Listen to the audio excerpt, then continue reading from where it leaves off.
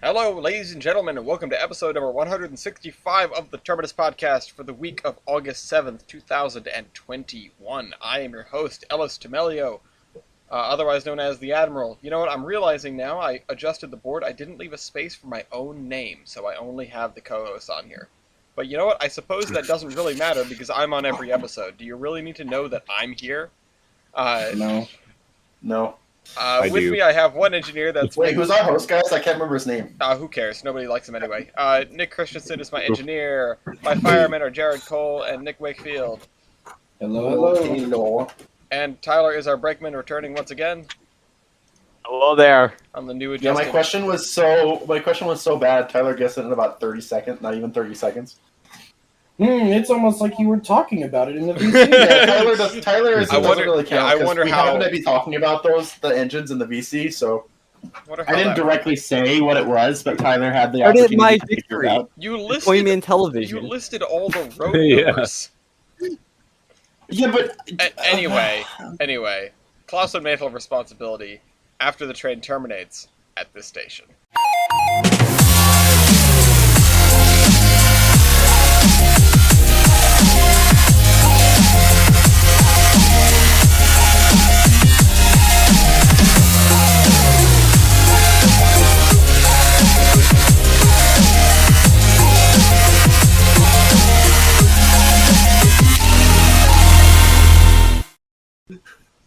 So, here we are in the plot of Missouri. The cicadas are singing, the sun is shining, the wind is calm. It's supposed to be an Amtrak tonight, and hopefully That's we why I get to picked see it. it as we get along with this podcast. I thankfully have the stream muted so we don't have to be terrorized by cicadas all episode. The Amtrak is currently in Fort Madison, so it should be here. Oh, poggers, within the I'm hour. pulling up that I camera. remember seeing... I was just tabbing through cams at one point. I was like, I'm going to put on the most watched cam right now. And it happened to be La Plata because the Amtrak was coming. I did not know that. Never mind, I'm turning Fort Madison off because there's somebody having a party. Wait, really? Yeah, and the music is loud. No. Oh, let me see this. Yes, demonetization. Oh my god. Anyway. BNSF had the first accident of the period on July 27th when they just demolished a semi and set it on fire. Yeah, it was kind of crazy. It was really freaky looking because Whoa. it's just two engines in a cloud of fire. The bridge is moving on Fort Madison. That's cool. Off topic, I apologize, That's okay. but it's cool. Why would you go off topic? How dare you? No. UP also had two derailments around July 31st, including hitting a dump truck and a Sorry, guys, it derailment hit my ass. near Adam. God damn it! Near the Adams Street interlocking, just west of Santa Fe Junction. I don't know where this is, but Santa Fe Junction, I think that's Chicago. I don't know. either way, they had a derailment. And they were cleaning it up. The video of the cleanup is from the 31st, so presumably the accident was maybe the day before. Kansas City is where Santa Fe Junction is. Oh, yeah, duh. That sounds right. Yeah, that's right, because there's a virtual railfan cam there. Oh, I wonder if it heard the accident. I'm sure it saw it. Well, I'm not necessarily sure. It says just west of Santa Fe Junction. It's not like it happened right on the spot. Anyway, go watch a virtual railfan grab bag. No. NS had a derailment carrying a bunch of Ford F-150s, which apparently were all totaled. This was on August 2nd. Listen, I'm not saying that's surprising, but... Well, I mean, even if they like, get in a car crash, in a train accident, and they're not, like, totaled, and they look fine, they still can't use them in case that there's some random component that they just don't notice is wrong, that was broken, and then, like, the car drives for a little while, and then just, like, catches on fire and dies. I mean, sounds like Ford to me. My dad drove a Ford. I'm He kidding. That was fine. random shade against Ford. I don't actually dislike Ford. Anyway, on August the 5th, goodbye. Hello. On August the 5th, I don't feel like doing this anymore. 2021, an NS worker died in an accident at the Enola shop, which is sad. A 58-year-old employee fell into the 40-foot deep pit and died. Yikes. Yeah, that's Why is that awful. 40-foot pit? 40 Bad feet ways to deep. die. What the hell? Yeah, that's a very deep pit. A safety rail gave way. Oh, you know what it probably was? What? So they usually store traction motors and stuff like that Yeah. further away. And to get them there, they have little underground tunnels Yeah. that are computerized and motorized, and they just pick the traction motor up, take it underground. He probably fell into one of those or something similar. Yikes. Yeah. Well, Condolences. yeah. The Yeah. unfortunate thing is the picture they took of the diesel shop has giant posters out front showing how long they've had without an accident. Yeah. So it's kind I of like, pointed that out. ugh. Ironic. Yeah. He could save others from death, but not himself. Actually, that almost fits. Anyway, KCS is still the current holder, unsurprisingly. So, now we move on to our local stuff, local service, what we've been doing. Achilles, I know you went on an incredible trip to Duluth. I did. Before we get to that, I will give the very sort of elevator pitch of what TJ and I did yesterday, which was go to the go to the WMNF, because both their locomotives and the main narrator's locomotives were all fired up.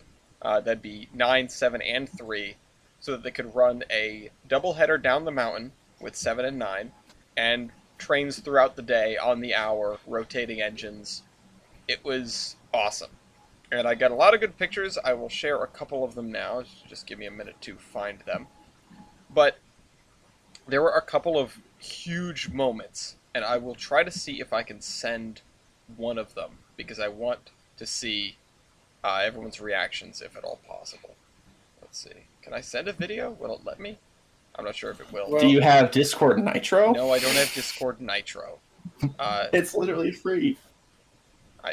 While we've got a moment, Is it? Metro hit somebody again. They're killing more people than Brightline lately. Well, CTA moved a whole building.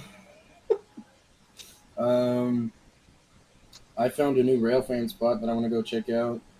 yeah, very close to where we were, if I recall. Yeah, like by that park, just a little bit of it west of the diamond. I really... Um, it's 50 megs. I wish I could compress this down somehow. where If you can send it to your drive, then put a drive link, then Yeah, you know what? No, That's no, what no. I'll do. yeah, that's Now what I'm gonna go I did back with to all eating my my trip photos. sandwich. Dude, I can't get over these fucking cicadas. They're so loud. They're incredibly loud. I'm glad that I they aren't I on live here. with them. They're so loud that when I take the dog out at night, he gets spooked by them. They have cicadas in Rhode Island? Yes, and they don't shut up. Baby Lafayette. Yeah. Imagine living in a place with cicadas. This is being made by No Cicada Gang. All right. Hashtag- Julius, have you ever seen a cicada? No. Wow. They weren't, the ones in Minnesota weren't in season when I was up there. I'm gonna be honest. I don't think They're- I've seen them either. I just hear them. They're really. Yeah. They're those big green bugs about the size of your thumb. Oh, yeah. I've seen what they look like. Like, I know what they look like. Anyway, boys and ladies and gentlemen, welcome to the Cicada Podcast, Yeah, the no, we're just podcast all talking about cicadas. Oh, for God's sake! All those pictures are under. I guess I'll just send them individually, because that's just the way it's gonna be. I guess. Yeah. Discord is dumb like that. I'm just gonna send them each Oh, what individually. But yeah, so they were running trains on the hour. They had 2 consists, one that was 3 coaches. Well, a coach, a combine, and a coach. One that was 2 caboose, a flat car that was an open air car, and then their other open air car. Mhm. The So- big boy in Carney? And then Look, it's number 3 with the little car headlight. I know number. So cute. Let me show that one in particular because that was hilarious. I think Doc in particular was just talking about how Monson number 3 got a car headlight when the FRA told them they had to put headlights on, and so then they decided to do that for this event, and it looks so stupid. That was something that they had on for most of its time. Mm-hmm. It was Doc and I were having a conversation with a bunch of WNF volunteers the other day about it before the event happened. And Doc said, "Oh, I hope it goes on." You know, they put it on. There, guys like, no, they wouldn't allow it. Regulations in this country won't let them do that anymore. Next day, boom. Yeah. It's like. Anyway, the top shot was those two engines. The bottom shot is 7 and 9 coming through on the doubleheader, which I found it really funny that 7 was in the lead because it just dwarfs 9. Like, you couldn't see 9 in the consist hardly. But the middle picture is them passing the station, and somebody had their incredibly old Ford parked there. Oh, that's cool. Yeah, it was a great little event, and we had just rode trains up and down all day. We got off at On the Center, we got off at Top of the Mountain, and then waited for the next train. We saw run-bys from all three engines with their specific trains, and then the run-by of the doubleheader, of course. And let me share this video with you, because this was possibly the thing I was most giddy about until we found out nobody was to touch it. Nobody was to go inside or sit inside. I think I already see it. Yeah, you if do. It's in that. Yeah, you do. Yeah. Hold on. One of my friends actually That's got to ride in coach it. in there, right? Yeah, that is What do you mean somebody got to ride in it? one of the volunteers. Oh, okay, Shush. fair enough. Because one of the and of course it downloads it instead of just playing it in the thing. One of the that's loud. Ed said nobody sits in Rangeley. So spoilers. That's a They nice at one car. point wandered over. They sent 3 over because 3 was acting as their shop switcher while they were preparing the doubleheader, and backed it up to the car barn, and out they pulled the parlor car, the only surviving 2-foot cage parlor car, Rangeley, from the car barn. And I was giddy. I was like, oh my god, they're putting Rangeley on the train. And the word from Ed was, nobody sits in Rangeley. You do not sit on those seats. And nobody gets to go in it or anything like that. So, someone, of course, according to Tyler, got to ride in it, but I did not see anybody go into that car at any point, except for Ed to walk through it. So Yeah, it might have been the day after. I'm not entirely certain. I'll have to look. Well, the day after would be today. But also, then it would have been that Rangeley day. was running last weekend, also with nobody in it. And when asked why they put it on the train if nobody could go in it, Ed turned and said, "Because we can." So, Accurate. it was a very pretty looking train with the 6 coaches lined up. And the coach that they have underway is beautiful.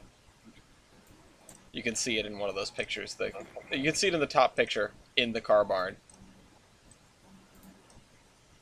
It's almost ready to be painted and interior done. But yeah, and this was the big piece of news that they teased. Right about halfway through the event, the main narrow gauge put on their Facebook page that they intend to restore 4 and 8 to operation. So that means we will have 5 operating main 2-footers, which would be all of them, actually. All of the surviving main 2-footers will be operating at some point in the foreseeable future. They're going to bring 4 into the shop, tear it down, figure out how much a new boiler is going to cost for it, and then once that's underway, they're going to bring 8 into the shop and do the same thing. So that was the big bomb that they dropped on us about halfway through the day, and watching that spread through everyone that was there was fantastic. So what you're telling me is that lineup shot some people were posting around, all of that will be Steam. All of that will be operating at some point. In the foreseeable future, and we may also have 10 at that point. Which this was my hot take because people were talking about how slow going the progress on 10 is. and Achilles, I'll turn it over to you in just a second. Because Take your time. of the shenanigans with Main Narrowgauge getting kicked out and the SRNRL getting like shunned, because people say they broke 3. 10 hasn't been needed at all. WWF has been so not strapped for engines because they've had 9 and 3 and 7 basically whenever they want, that they haven't even needed to work on 10. They've just been pouring money into building the roundhouse and the shop and the rail line, which we didn't go over the bridge, but we went up to it. And they said next annual picnic they'd like to start running passenger trains to the end of the line. So they've got to put the turntable in down there and stuff like that, but it's really coming along, and it's really exciting. So yeah, that's what it was. It was the annual picnic. Anyway, Achilles, tell me about your great adventure, because I heard it in fits and starts, sort of during Apollo and stuff like that when you were out there for, what, 2 weeks? 11 days. Okay. So I have a lot to talk about, too, because I have a train show. I just got back from literally like 2 hours ago. So when Op Apollo was going on, I took a trip with my dad to go out and rail fan in Minnesota. So I'll keep it quick because I know there's a podcast going on and I know other people want to talk about stuff. That being said, I will not pass the opportunity to plug my own channel. There's space for that at the end of the show, don't worry. Yeah. So we started the trip in Duluth, Minnesota, up on the DM&IR. We spent the first day, we actually rail fanned the North Shore Scenic Railroad and chased 193, which I'll send a picture of, one of my pictures of it. We chased 193, which is an SD-18, from Duluth up to Two Harbors and back. That's a fun. Sorry, I'm eating my dinner. It's a fun little train to chase. It actually goes up, spends about 2 hours in Duluth or in Two Harbors, turns around and comes back, which allowed us a good hour or so to eat, which was quite nice. And that was the first day's chasing. The next 2 days we spent chasing trains up on the Iron Range. So that's Duluth, Virginia, Minnesota, that general area. In our Subaru Legacy, which we called Rail Force One. Rail Force One. And it was a good little car. If any of you need a rental car, Subaru Legacy, the way to go. Hey, you know what they say about rental cars? The fastest car you've ever driven is a rental. That's yeah. I pay for the gauge, I get all the gauge. The highlight of that area, though, definitely came. Our hotel was right next to Proctor Hill, which is kind of where the trains come up the grade from Duluth after emptying their loads at the dock. Right. And so that was where our hotel was, which allowed us a really good opportunity to just sit there and get videos of trains just grueling up the hill. In fact, I'm going to send one. Hashtag Discord Nitro. Goddamn. Anyway, so we spent time up there. There were 2 different highlights of this of that portion of the trip, though, and that was when. Hold on, it's still sending, so I'm going to have to wait a second. It's okay. It's a 2-minute video. I don't expect you to play it all. I just want to. But this is Proctor Hill. So this is where the trains. I don't know if this was an empty ore or the limestone train, the limestone loads that come up from Duluth. But this is a video of something. Okay, so this is a video of limestone loads coming up Proctor Hill with 4 CN SD40s. And so we spent the whole day pretty much doing nothing but chasing on that line. The highlight trains we saw, though, were these. So we first saw this set of locomotives, which is in from front to back. Death Star! I don't know if is former Bessemer and Lake Erie, former SP SD45 T-2. Nice. A Canadian GMD SD40-2 and an Illinois Central SD40-2. We chased that for probably, I think we saw it every day of our trip I have a ton of video of this lash up, and I think when on our last day of rail fanning in Duluth, we chased it for like 60 miles. Wow. We chased it for a long way. We got it in 6 or 7 spots. And I usually allow myself a little bit more space between. I could have gotten it a little more, but I allow myself more space when I'm chasing because I was recording video and I have to get the tripod set up. And so that was pretty much it. We saw a ton of CN trains, a ton of through trains. And then our second leg of the trip, we went up to Baudette, Minnesota. The interesting thing about this area is the CN, Canadian Mainline in Thunder Bay, Ontario, clips the United States for about 40 miles, way up in northern Minnesota. And so we spent a day and a half-ish up there, rail fanning that. We originally planned to do 2 days, but my dad wanted to see some family, so we cut one short. I didn't really take any pictures up there. I was mostly just kind of enjoying the area. I remember you being really happy to be out of Utah. Yeah, at that point I was a little bit tired of rail fanning the CN, so I was just kind of bored. We can confirm. We did see this train though, which was kind of cool. I remember you being like, "Oh, I'm so tired of seeing CN." It had a GT unit on it. It was kind of cool. The Ram noodle.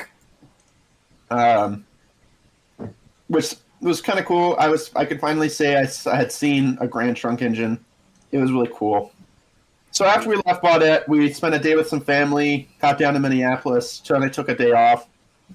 And then we had 1 day to rail fan in Minneapolis, to which we did the most of. We rail fanned the CP River subdivision because we were tired of CN, and we wanted a railroad that I couldn't really easily get back at home or in Flagstaff, which I was, in fact, as a matter of fact, for the 2 viewers on the podcast, this is the last podcast I'll be doing from my house in Utah, as I'm moving to Flagstaff, Arizona in about a week. You'll get to see me probably. Yeah, woohoo. Oh shit, I get to meet Tyler in a week. Oh, holy crap. Anyway, we spent pretty much the entire time. So the nice thing about the River Sub was that it had ATCS, so we could pretty easily just watch the ATCS to get an idea of when a train was coming, which allowed us a lot of time to go and explore the town. And that's just a random CP train video of a CP train I took in town. And so that was about all the rail fanning we did there. I have a lot more pictures and stuff on my cameras. I just haven't. I've been too lazy to upload them. That's fair. Here's a video of a BNSF stack train doing like 70. So the way it works, so we were on the Minnesota side of the Mississippi River. Well, on the Wisconsin side, there's the BNSF Chicago to the Northwest Main Line that runs just right over there. So there's a ton of trains over there. So a couple times we did bounce over there just to see something, like because they both have ATCS server coverage, so we could tell when something was coming, and we just would bounce over there for a couple of trains. We did it a few times. But after a while, we just kind of got bored and said, let's just focus on rail fanning the CP, because if you don't know, there's quite a bit of BNSF in Flagstaff. So I didn't really want to rail fan the BNSF as much because I knew I was going to see a ton of it. Yeah. Excuse me. Usually a variety on BNSF. Oh, this isn't the stack train that was doing 70. This is doing about 60. I have a video of one on my camera that was doing about 70. Oh, nice. Very nice. Anyway, so we came home the next day. We had one more day, but we kind of chilled out that day. We went to a Minnesota Twins game and then flew back. And I got about a week off from train-related things until just this weekend. We had the 27th annual Evanston Roundhouse Festival, which is just a train show. It's the first train show to be hosted in the Utah area since March of 2020. So obviously we decided to go. Yeah. We were a little annoyed because Spring Creek Trains, which is kind of the big retailer who goes to shows, they sell a lot. They have, most of the good stuff, if you will. The good had actually backed out a week prior because they were going to go to the show, but backed out a week prior because 4014 was coming through. and they wanted to chase it, Bruh. so they had to back, so they backed out. Foamers. And we were a little annoyed about that, just because they had that good stuff. But I did still pick a couple things up. For one, I got this. Actually, didn't come from the train show, but I got it from a friend who came to the train show because I know of a guy who works at the Train Life store down in Provo, and was going to go to the train show. So I bought. I don't have a picture of it, but I bought myself a cotton belt, Atlas cotton belt B40-8 with ESP box down to go with the rest of my SP stuff. And then that was on Friday. I got it yesterday. And then I didn't do anything Saturday. Saturday I spent with most of my buddies who had come up, and then Sunday I ran my train. So here's a video of my train going on the club layout. You have an SP-9 followed by an SP SD40 M-2 and an SP SD45 T2. And so that was nice. My friends actually let me borrow some of their cars, so I had about a 40-car train running on the layout with those 3 engines, and they ran like a beauty, which was very, very fun. You can also see, if you look in the background of that photo I sent, you can actually see the Providence Northern cars that I own. I had about 3 people ask me what the Providence Northern was. I see them. Yes. I had about 3 people ask me what the Providence Northern was. And they were like, "What's that?" And I was like, "Oh, that's just some random club in Rhode Island. I just happen to own 2 cars from them." I have 2 things about this lash up. One is, it feels weird to see SP with so few locomotives tied together and and such large locomotives tied together, But it's pretty accurate for a train on the Sunset Route, probably circa 95. I'm not saying that it's wrong. But the other thing that I find funny is that we sold so many club cars during Apollo, and while East was here. Like, there's so many out there now, just among the horsemen, and it makes me so happy that they're just going to show up in places like this. I know I mentioned this a couple weeks ago, but there was one on the shelf at the Booth Bay Museum, or at the Booth Bay layout, where Hemlock bought their $500 2-foot. It's just like, they just show up every once in a while now. Yeah, I actually am planning on getting more next time I come to Rhode Island, which I don't know if I'll be able to actually make it out there for New Year's, because I need to get a job, and nobody's hiring me. Oof. I'll try, though. Anyway, but the last thing we did before we left the show, and I kind of felt bad because we helped with setup, but I didn't feel like my dad nor I felt like helping with teardown, so we just kind of left before teardown. Because we're a-holes. We got this as a memoir from our trip to the DMNIR, which is this DMNIR little badge thing that's sitting in my room now. And then another DMNIR thing we found at the show was this Bachmann Spectrum 210-2, that was like $190. And my dad actually was kind enough to get it for me as a going away present, and I was very happy, and I kind of was sad. But that's not going to stay DMNIR. That's going to get my own thing on it. This is going to ping you. I'm sorry. I couldn't mouse all the way over to the button to turn off the ping because the window is slightly off screen. That's okay. Oof. So that's about all I've done for the last little while. Definitely, if you have the time and money to go up to the Iron Range and to Minnesota, very, very cool railroading up there. 10 out of 10 would recommend. The ore cars they use are basically, they're like some weird form of vacuum brakes that aren't actually vacuum brakes. I don't know how they work. But they don't have a conventional braking system. And so as a result, the reason there's all this classic power up there is because the newer engines can't support it. So they have to use the older engines that can. Very nice. Excellent. I love that. That makes me incredibly happy.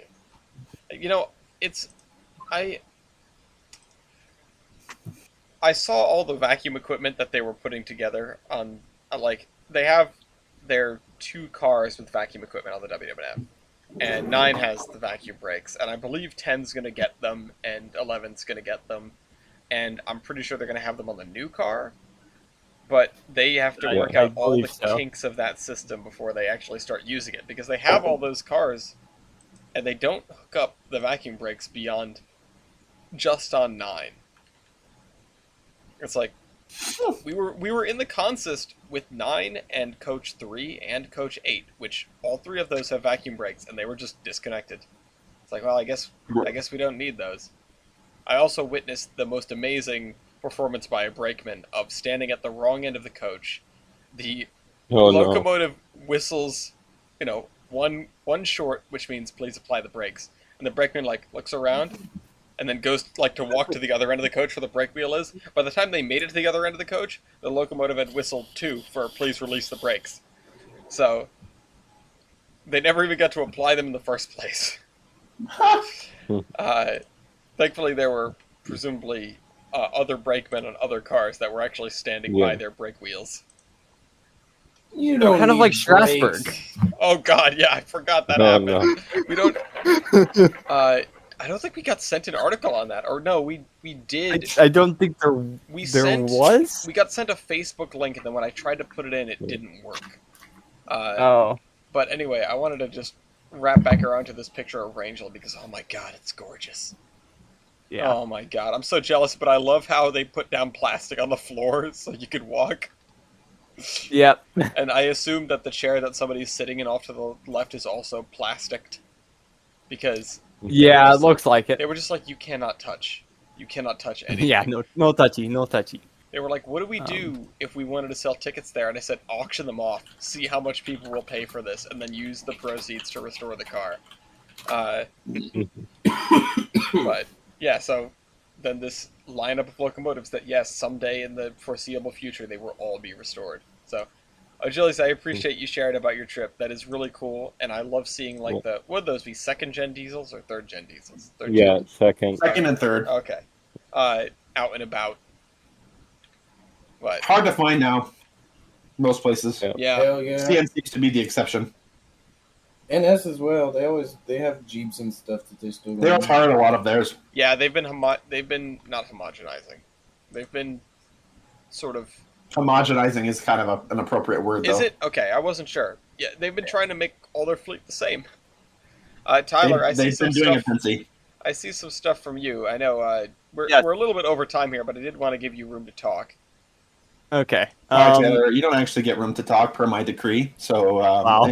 I'm just kidding. I'll make this short and simple. What I've been up to since the last time I've been on the podcast, which has been quite a while, if I recall. As you can see, I went to Durango. Yes, I rode the Silver. I wonder who you ran into there. I ran into a whole host of people. Specifically, I have to give my thanks to Graham, our one and only. Mm-hmm. Kyle, as well as Spencer. Both of those work for the DNS. All lovely chaps. So, if you know them, you know them. I would recommend going down there at some point. The services, I got to see all of the locos that they were running at the time, and also 107, the McDiesel, that was kind of sitting in the shops. I can't help but notice you didn't mention Jerry Day. I was going to ask that was the thing. I never saw him. Oh my God. We need to get t-shirts that say They Were Green on them and just find Jerry Day and not say anything to him, not approach him. Just raid. Just stand near him. Just raid. Let's just make a photo line around Cherry Day. They Were Green. It's like a cult. They Were Green. Back in the day when we were planning to do merch for the podcast, I think that should be the actual merch we do. One of the first shirts is They Were Green. Yeah. Or put it on like a hat or something. Put it on like a green T-shirt, but have They Were Green in like the real grand font. Yeah. You have a green K36 on one, or a K37 on one side, and just hashtag They Were Green on the back. Yeah. There we go. Yeah, there we go. But so my trip was Saturday going up. We got to see 480 before it's. I think that was a ash pan issue, something like that. Yeah. So it was out for 2 days, and then on the Sunday, I get there, and I'm talking with Spencer, and he's like, they put the 73 on your train for whatever reason. Get there. And if you can look on that photo, it's kind of hard to see, the one of 73. The compressor's the wrong color, because that's the one off of 82. They had a midnight issue of 73 Oh, on the no. Friday night. The compressor piston on the seam side had jammed up. And so they lugged her back into the yard, got a forklift out, and just yanked the compressor off of it and then put the one for 82 onto it, because that was the best one they had in the shop. Yep. They pulled out 73's compressors, all the internals, like a couple days later, and I was talking to the security guy. Turns out that piston had been forged in 1971. Huh. Damn. It Oh, had boy. survived. That's about 50 Yeah. years. Grand Wait, how engineering often are you right supposed to replace? It really depends. Okay. Yeah. I was gonna say, as Depends far how as often you're compressing. I was gonna say, as far as components on a steam locomotive goes, I feel like that's not a long time. Yeah, well, again, it depends if you're playing by Como's rules or not. It there. depends. But we'll how get to often that. you're We'll get to compressing. that. God, yeah, we could talk about that in the Yeah. discussion topics. So, my run 73 was on the Sunday. It was pretty eventful because going up, since it had the new compressor on it, well, basically new, Yeah. the drain steam side kept on opening. So we had that issue like 2 or 3 times before Rockwood. And Graham was just like, "Where are you? Where are you? I'm waiting on the highway bridge." He's like, "They've stopped the train. The compressor's opening." Stop the train. So we get up, had a very nice lunch with Graham, because Graham knows all the good spots up there. I know. I need to sit down and develop a trip doc for Colorado and Yes. just give it to him and be like, just promote this, lobby for this. Do it. Because Yeah. yeah. So when we're going down, we get almost to the outskirts of Durango, and there's this girl, because I'm sitting in the first car. It's technically, I guess you could call it a combine, but it's their ADA accessible car. Yeah. And there's this girl that's right next to me.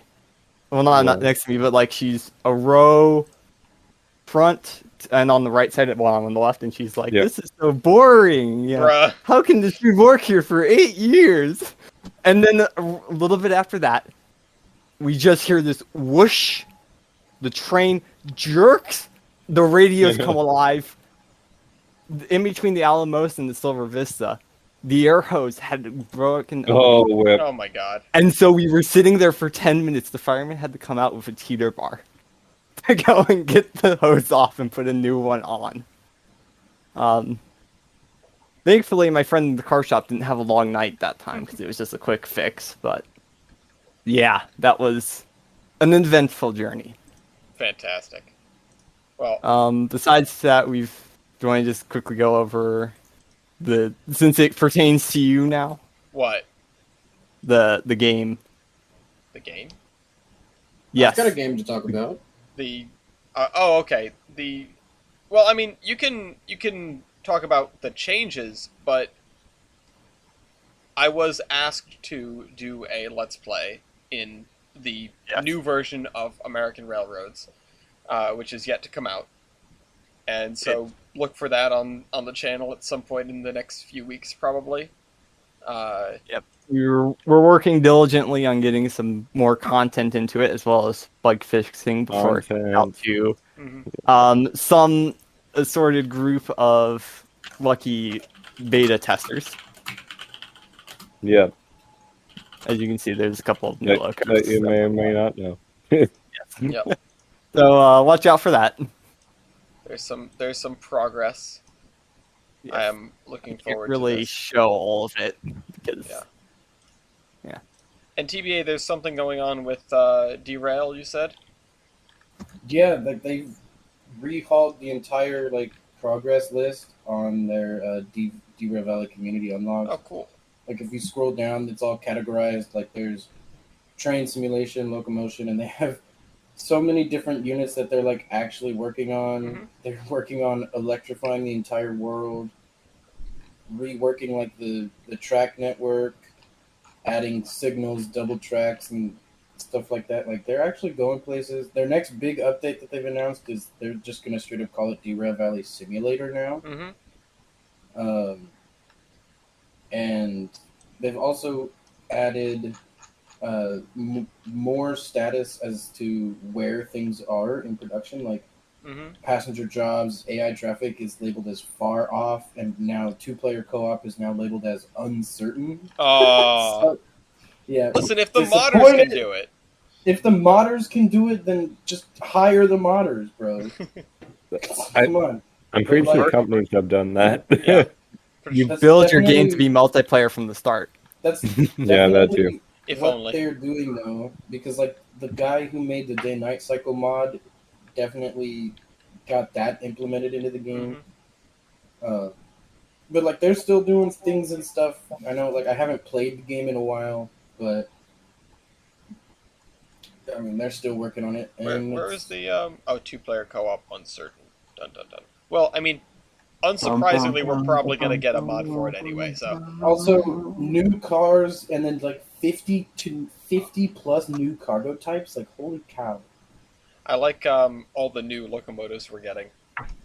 Yeah, look at all that stuff. The steam dude. shunter, Crazy. the electric engine, which I feel like, I mean, if they're redoing the world, it's probably going to make sense, but I feel like there should definitely be only some of the lines are electrified. Yeah. And, maybe the industries aren't, so you can't shunt with the electric engine. Just to put a... I mean, if you have enough buffer cars between fair you enough. and the wire, you can do it. That's true. Have enough buffer cars. Just drag an empty string that you don't need. Yeah, exactly. Just like flat cars. Every car can be a buffer car if you're brave enough. Yeah. I'm trying to think where it was. I think it was in Brazil that they had an electric locomotive that you had a separate pole and a wire. And so whenever they were running on the track next to the electrified one, they'd just have a guy that would go out there and stick the pole on the wire. That's amazing. I've done that before. Kind of like just swinging across like trolley buses. Yes. Yeah, but it was literally this guy just out there with a pole. Yeah, I've done that. I was actually last time I was at the IRM. There was a guy talking about their trolley buses, and I asked him the question. I was like, so I'm sure that like the poles can pivot on them, but I asked how much can they pivot? Like, can they go a lane over from under the wire and still be connected? And he's like, oh yeah, absolutely. Yeah. He's like, they actually have quite a bit of play in the pivoting range on them, and I was like, that's actually kind of fascinating. That's why they're so useful. That's why trolley buses, well, not to say they're better than trolleys, but that's why they have a lot more flexibility than trolleys, because if somebody's parked in the way, you can actually go around them. Instead of just plowing right into them. Which trolley supremacy. Yeah. I mean, trolley supremacy, but speaking of plowing right into them, I guess I'll just throw this in here.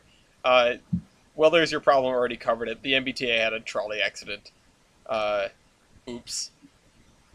Anyway, that's an oopsie. I also threw an article in the cargoes about the restoration of 4 and 8, so feel free to check that out. And, I suppose... Oh, wait, Milky, you didn't really get to talk. Do you have something you want to talk about? I really don't have anything, fam. All right, then it's I'm a little upsetty spaghetti that I don't get. That's notable. I'm a little upsetty spaghetti that I don't get to beta test American railroads. Well, we'll see. That I'm not sure how things go because I have to work with a German, and it's kind of hard. I'm not to sure get what things into the German. Just tell him it's. I'm not sure. Just tell him it's more all efficient got this the way. idea. Look, he has the technical superiority. I'm not sure why it's technical superiority. I'm not seeing the technical superiority, but he thinks it's technical superiority. Well, we'll find out. Anyway, that means it's time for Locomotive versus. Oh, I wanted to do it. You were too freaking late, son. Ooh. Can I do it too? Okay. Yay! That was ass. Oh, this is any better? They were both pretty. Yeah. I literally deep-throated my microphone. You're gonna tell me that's ass? Yeah. Yes. You need the practice, friend. I mean, it's funny because it's one of the things where you don't know how it came out until, afterward. Yeah. Anyway, I'll be representing Florida East Coast 148. in honor of my son, begrudgingly. I'll make that clear. Yeah. And Milky, are you going to do the other one, or Yep, I am. Milky is And going I'm to be doing the scoreboard. representing ACL 1504, which is the other Pacific that U.S. Sugar is getting. I kind of Yeah. wish we had thought to do this on the day we talked about U.S. Sugar getting 1504, but oh well, we're not that coordinated. Oh, you know what? I might want to open the document for this. Also, I like how we haven't seen a single train at La Plata. I know, right? Amtrak's coming in soon, and there's a train behind it. Well, it's going to be. Watch it be the latest train. We're not going to see it because there's going to be a locomotive versus going on. I need to figure out which class this is. Okay, I think it's that one. You The are 141 141. Yes. Okie doke. I hope everybody enjoys looking at Mendonites or whatever the hell it's called. Just sit- Actually, Milky, can I Wait, have a what? picture of your engine, please? no. Okay. Oh, okay. Absolutely not. You can't. Sorry, I was out of luck. Amtrak instead. SOL. Sorry, We're man. looking at Amtrak. There you go. All right. Well, I'll tell you when Amtrak's coming, so you can go back real quick. Okay.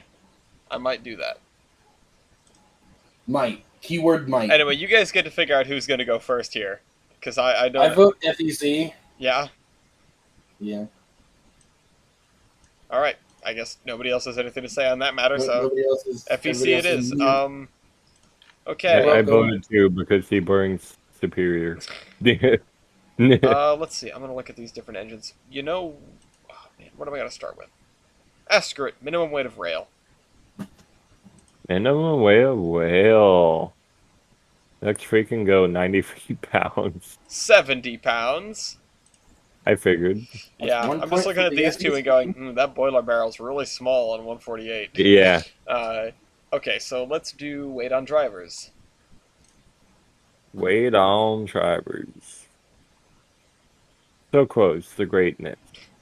168,000. 126,500. I Let's see. see a 2 trend points for the here. FEC. Engine weight. 278,000. 204,000. 3 points for 148. Yeah, Uh, I see a trend here. yeah. Tender loaded weight. 188,000. 162,000. Okay. Total engine and tender weight. 466,000. 366,000. Holy cow! That's a really even number.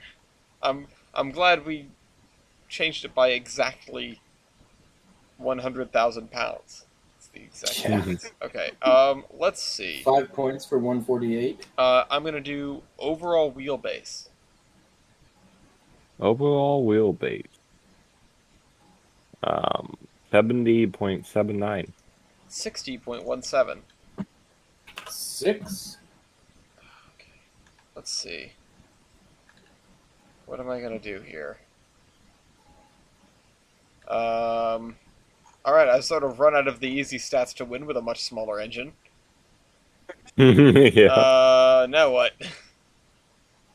I really don't know much about these You engines. gotta do something. I know. I don't know much about these engines, so I'm going to be scrounging no matter what. Either I take a shot in the dark, or I just sort You of... know what else? We're about even because I don't know much about these either. Well, all right, fine. Let's do driver diameter. Driver diameter 73. Oh, damn. The scale threw me way off. I only have 68. Yikes. So close to greatness. All right, now I'm going to get rinsed. 1504. Okay. What's the chapter effort? It's 28,354. 40,753. Yeah, ouch. 2 points for 1504. What's the boiler pressure? 180. 200. Yeah, kind of figured. 3 points for 1504. High pressure cylinders. 22 by 26. 25 by 28. Yeah, look at those giant cylinders on you. Yeah. Little cylinders. How many of you were built? 17, I believe. Yeah. 70. 70? Yeah. Holy cow! Technically, I think there's a lot more. All right, I don't need your help. Well, there is a lot more. It's just not this craft. Yeah. Also fair. Yeah. Um, What's your valve gear? my valve gear. Sorry, somebody pinged me. My valve gear is wall shirts. Baker. All right. Does that point go to 1504? Yeah. Yep.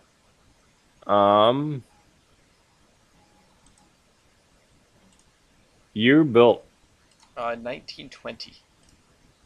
Damn, 1918. Really? Oh my god, I was so worried about. I looked at you and went, "Nah, that looks way more modern than this."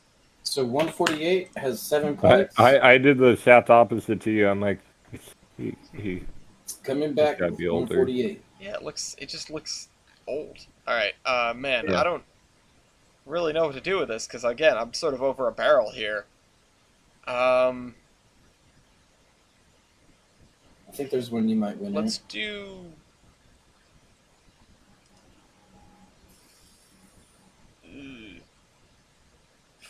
Flues. Okay. Ooh, this is Interesting one. Froos. 36 and 5.5. Yes, 21, but they're 5-inch. You win. You have more flues. I win because mine are smaller. Yeah. Yeah. So you can pack. They use space more efficiently. Asterisk. Okay. Let's do. Okay. All right, screw it. Let's try tubes. Tubes. 176. 2.25. Yes. 146, but 2-inch. Close to your number. The round inches, or the round numbers. Okay. The roundy rounders. Yeah, the roundy rounders. But you can't have that forever. So I know I can't. I've spent those 2 points. Yeah. What is the score now? 148 is in the lead with 9 points, and 1504 is behind with 6 points. Okay. Steve Nice. 69. Nice. Nice. Here comes the train on La Plata, by the way. All right. Let's foam for a second. Is it Amtrak? No idea. O'Gillies, is it Amtrak? I guess we'll never know. No. Agilities may be dead. Well, No, bug. Oh, I'm here. Yeah, Jesus. sorry, my mic was muted. I muted my mic for local verses. Yeah, it's Amtrak. okay. Okay. All right. Yeah, Let you me do. Oh, God. I don't know what. Sorry, I muted my mic for local verses because I'm not participating. Oh, it's got a private car in the end. You're Or allowed maybe to that's the say baggage. I don't stuff. know. Let's see. No, that's not going to help me any. Give me $100 if there's a heritage shoot on in here. I feel There's like you not. know already. I didn't check. I can't. I could have. There's not though. Hey, 167. I've seen that one. I think they way undershot the station just now. No, that's about right. That's okay. They've got to stop Actually, twice here, don't they? Yeah, they have to do 2 stops. Yeah. Anyway. So. Oh, God. Power Okay. MT. Power MT. Okay. Power MT. 703.82. Yeah, I don't know why I did that. 640.58. You tried to go for The ball you- goes back to the Atlantic coastline. I think I have like one thing left I can win at. You tried the gamble. Yeah. And I respect the hustle. But firebox area. Oh, God. 160 square feet. 242. Oh, my God. Great area. Gray Oh. area, 47.10. 66.70. Evaporative heating surface. 2111. 3,333. Oh my lord. You're killing me, Lord. Smalls. Combined heating surface. 2551. 4,127.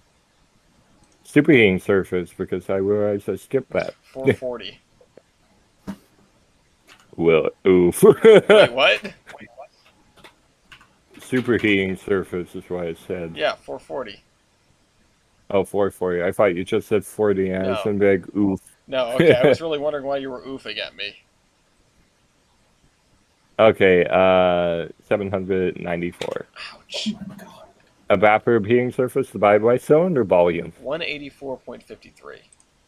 209.49. Damn it, that's the one thing I was hoping I could win at. Oof. Even though mine is terrible. Water Bay Machines power competition. Da da da da. Dun, dun, dun, dun. 8478.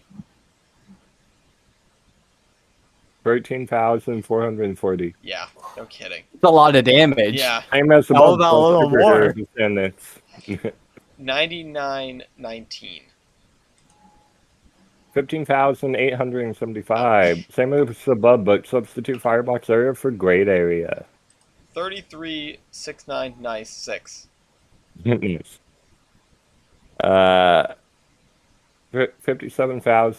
57,596. Power L1. 12,252. 17,878. Jesus. Alright, you've rinsed me from top to bottom on heating ability and power computations, just about. Yep. Ouch. Okay. Those points are 17, 1504, Do you think to that- 9, 148. Oh, sorry, What I talked is- over your points. Yeah. 17 to 9. 17 to 9 in favor of 1504. Do you think that the U.S. Sugar Company was like, man, this engine sucks, let's get a bigger Pacific? Yep. Yeah. King of the sugar. King of the sugar. There's one question You know what? that This no one's one's going to be a no one has gamble. asked yet. Alright, well, maybe Milky's about to ask it. Driver wheelbase. That wasn't it. Oh yeah, I didn't even think about that. I have so much smaller drivers. Driver wheelbase, 12.33. 13. Yay! I figured Let's that guess one. it. I figured that one was going to be a gamble, All right. but I had to ask it. Engine wheelbase, 34.92. 32.58. Very. I just want to shout out the neighborhood dad riding across the tracks on his John Deere ride mower. Nice. Amazing. Is that on the cam? What a It was, chat. definitely, it was on the Well, cam Chad. like 10 Oh seconds my. ago. Alright, I think I lose at everything else, so what Yeah. am I gonna do? I guess I'm just gonna make a That's smart, shot into the dark because I know I can't save myself. I'm pretty sure I can. Yeah. I'm not East. I don't know enough about this engine. Loco base ID. Okay, 1,417. Nope. Well, oh well. Okay. 6665. Did I think I was gonna win that? No, not really, but I No. figured it was worth trying. All So right. that's 18 to 1504 and 11 to 148. Nope, he's got the ball. Milky, are you Um, gonna kill me further or go to stat points? I really could though. There isn't much pickings on the table, other than the good old gamble of water capacity, tender water That's a gamble for capacity. you. 3,500 gallons. Oh wait, no, sorry, 7,300 gallons. I was looking at the fuel. Okay, 300, 10,000. Yeah. Yeah, all right. Yeah, that's Yeah. 19 to 11. And you know what? I'm going to take the style points from there because I'm avoiding one question in particular. All right. Well, you guys, he's still judge's choice. So what do you guys think he's avoiding?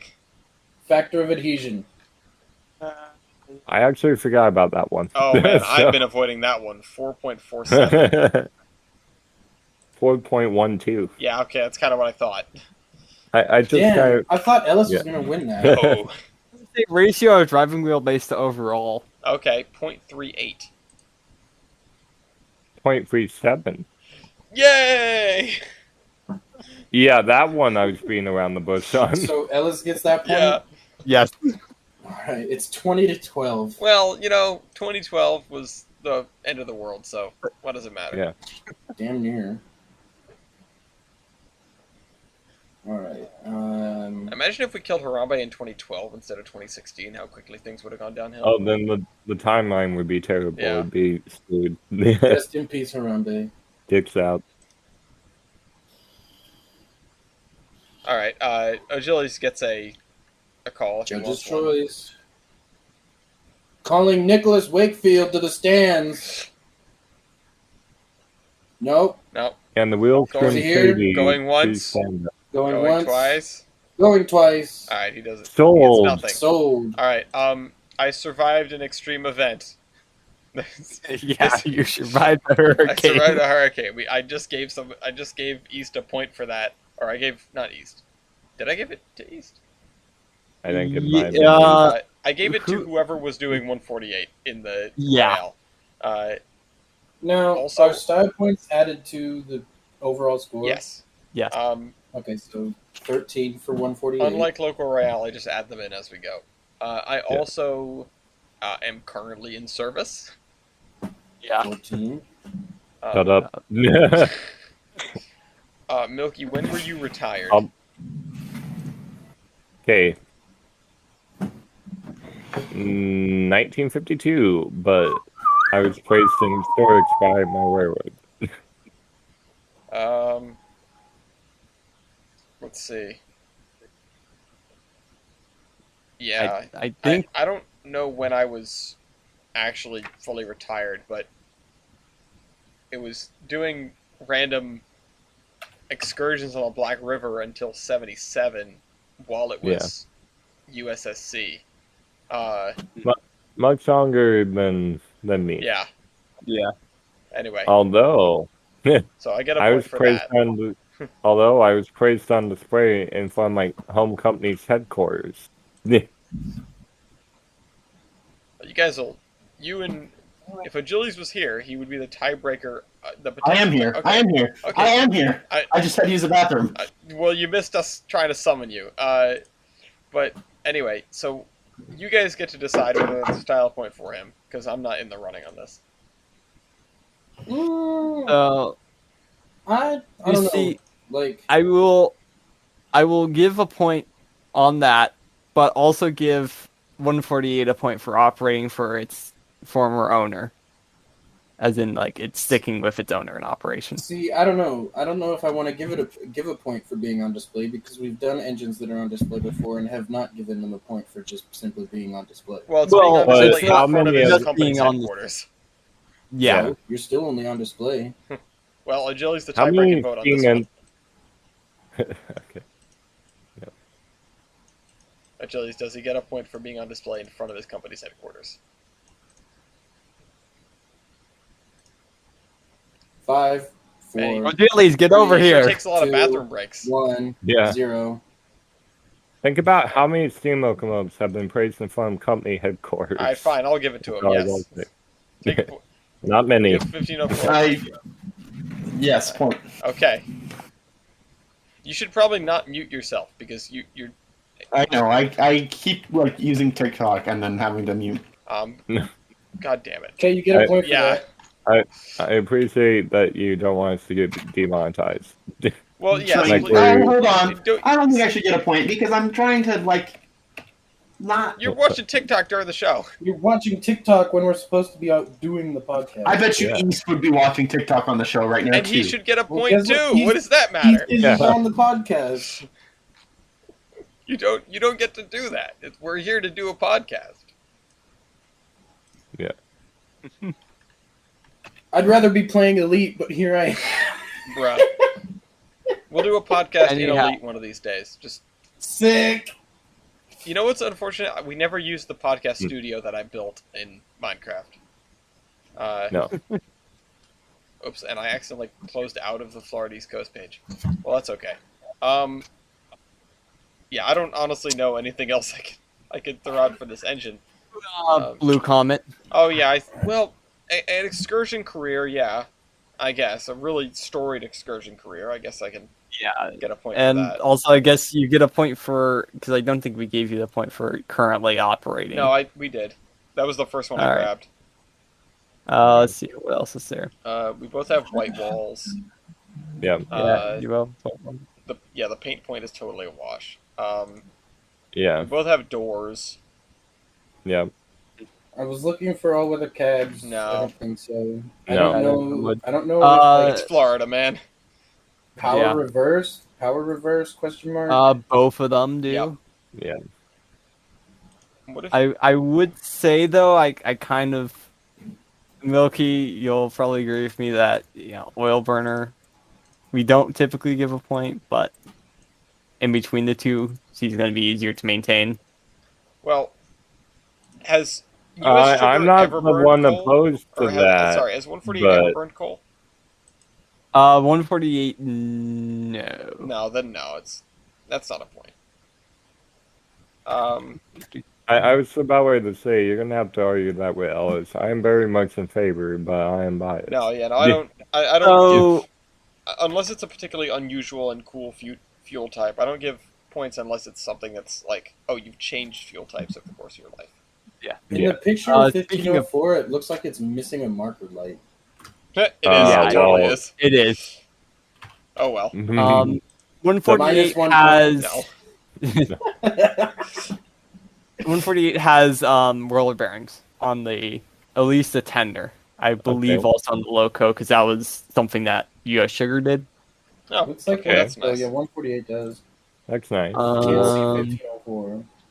well, I know it's 1504 doesn't because technically, then I guess we that's a could give point for 1504. We could give 1504 a point for being the only surviving USRA light Pacific. That's yeah. worthy. That's fair. That's a fair point. Ooh, there's a stack Can I have train a point coming. for better survival percentage? Sure. Yeah, Yeah. yeah. Another train on La Plata. It's a static train doing about 70. Holy cow, it's moving. Oh, I didn't get to see the car on the back of the Amtrak train. Oh, It was just a baggage. It was a swaggage car. Oh, okay. That's not 70, bro. That's like maybe 55, 60. Yeah. That's probably 60, yeah. Looks like he's slowing down. He's running behind Amtrak. I wouldn't be surprised. Anyway, I'm looking at 148, and it seems like she might still have trainline steam. comfy seat. 'Cause she has two. She has two.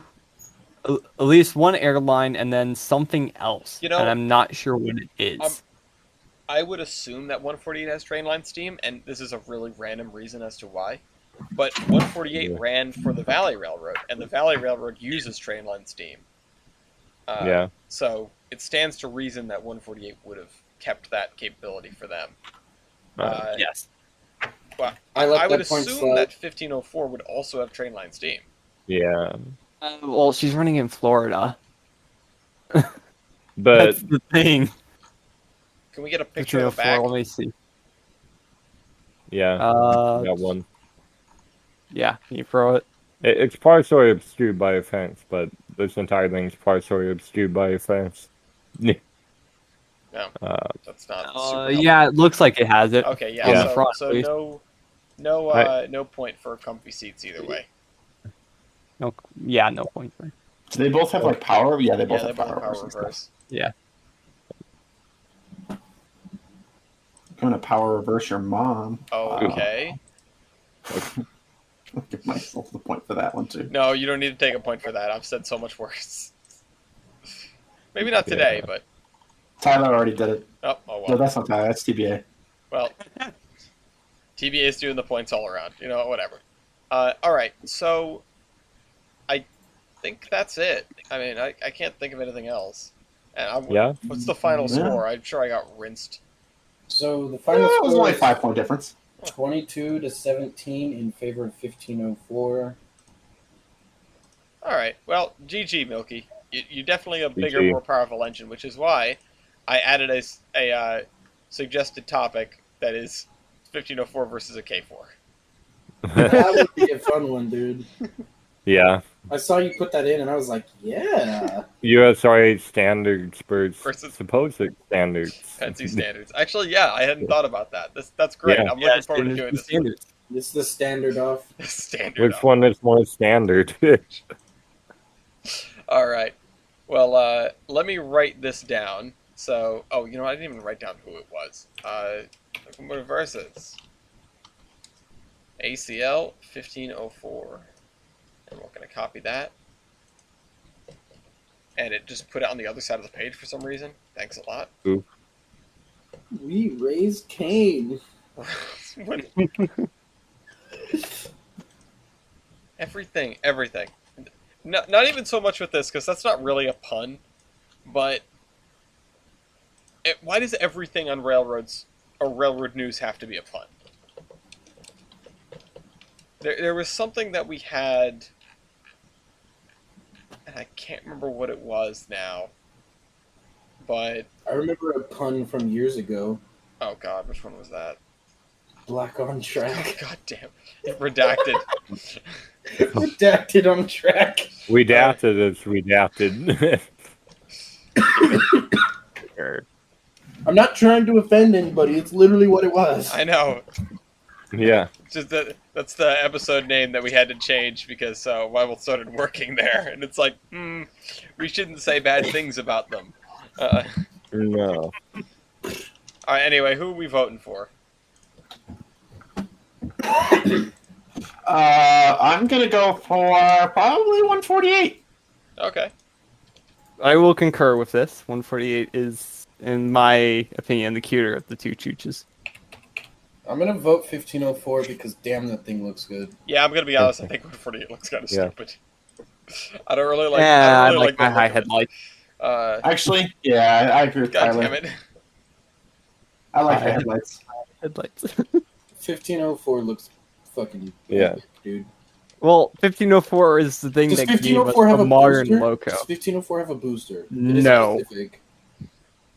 That's Wait. And I know Pacifics like to have boosters. Pacifics didn't have only boosters some too do. often. Hudson's did a lot. yeah. Oh, that's the one. Yeah, you just don't have a lot of room in a single axle rear truck for a booster. That's Basically. unless And also, these were war engines, so yeah, unless you have a really really big Pacific. 3713. Yeah. too big for its own good. You mean? Yeah, Good chungus. the big. Another good one, another locomotive I would want, another fight I'd want to see is 3713 versus 1504. Why do you all just want to throw every single Pacific on Okay, the planet against It's them? just me, but I guess it's infectious because that would be the third one here. Sure, let's do that Oh boy. Why are you like this? because 3713 is cool. I love that damn engine. It's not a good engine, but I love it. Stupid. Yeah. It's stupid. It's pretty. You're Stupid. Have you ever looked at me in the mirror? Then you would know Ouch. what's stupid. Why would I need a mirror? I can just look at you with my eyes. My own two eyes. Yeah. Anyway, Dos hojas. I actually kind of wonder, because this is a good way to jump into one of our topics. How is 3713 doing? I'm going to check on them right now. See if they've put up any news or anything. Let's see. Latest news. The May 2021 update. So, They're still on the top floor. yeah. Holy cow, that's a firebox. They have a firebox. Oh my god, of course it was built at Strasbourg. Of course. Is that surprising? What isn't? Strasbourg is like, hey, can you build this for Most us? of the parts out here. Yeah, Yeah. but Can you please build this? Probably because they just have, some elite fabricators in there. Or I mean, something. they're just That kind and of... they have the capability. Yeah. They must have the machines for Yeah. it. They're Speaking of boosters as well. Yeah. okay. I wanted to harp on about 3713 just for a little bit to move into our topic about steam preservation or active steam restorations. But yeah, there's work on the tender. They're putting in the brake system on the tender. They got the firebox, which I'm really wondering at what point they decided, oh, I guess the firebox is not fixable. We need a new one. Because they spent a long time trying to make that firebox work, the old one. They had quite a few patches on it. And it really looks like all the projects that they were doing have sort of come to a head. I mean, it really looks like most of what they have left to do now is just assembly. Which, I don't know, I guess they'll be doing that sooner or later. I really want to see this engine come back. I cannot wait to see 3713 come back. But that's not the only big engine that's been, in the news lately. Tyler, you can take it from here. All right. So, as many of you are now aware, something happened in New Mexico that's a little bit off of the norm. Steam actually rose for the first time in about 22 years now. Actually, it makes me wonder how many people have moved on from the project since it started. The Santa Fe engine, right? Yep, Santa Fe 2926, one of the 2900 class, has actually done her first moves under Steam. Currently, it's just they're running her back and forth at their little facility. They've got a little engine shop with a crane there, and several hundred feet of track to switch with, I believe, DNSF. So they've been playing her up and down. They did that Saturday and Sunday. My very own Graham was actually there, and he got a cab ride. Oh, of course he did. So, yeah, they were having a very nice time. Again, this is kind of one of those $1 purchase from the city, and those are a bit of a gamble as to whether or not they'll pan out or not, but it looks like it is. The only thing that's missing on her per se really is the fact that not all the boiler potting is on, if you look at the photos. But besides that, she is now the second locomotive in U.S. history to run with PTC equipment. Oh! Wait, what was the first one? Is 4014. Oh, okay. Her test runs this year. Albeit 2926 is the only loco in the U.S. right now to run with the equipment on the locomotive. Okay, so 4014 is on tour right now, but it doesn't have the equipment on it. What it does is 4014 has a small screen, as well as a little. I'm trying to think what it is. It's some little bit, and then there's an electrical panel. And so what it does is basically the diesel is treating itself. The diesel helper. They always have to have diesel helper on it now. It takes its PTC signal and transposes its location 150 feet forward, and then it sends that data up to the cab of 4014, and then whenever they need, because all PTC has to do is give emergency and not a warning, but basically a warning application to the brake system. It doesn't have to mess with the throttle, which is a major misconception. Yeah. But that's all the diesel does, for the most part. Gotcha. So the diesel's just there for PTC. The diesel, they're just lugging around a giant computer. Basically. Yeah. Basically. And then 2926, her computer is underneath the cab. And then they've got a whole finagled system. If you look inside the cab now, it's got basically the control stand off of like an SD loco. I thought, I think 261 was getting PTC stuff. Wait, you're kidding me, right?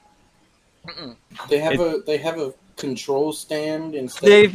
It's not like the full control stand, but it's at least the brake stand. 4960 has one of those as well.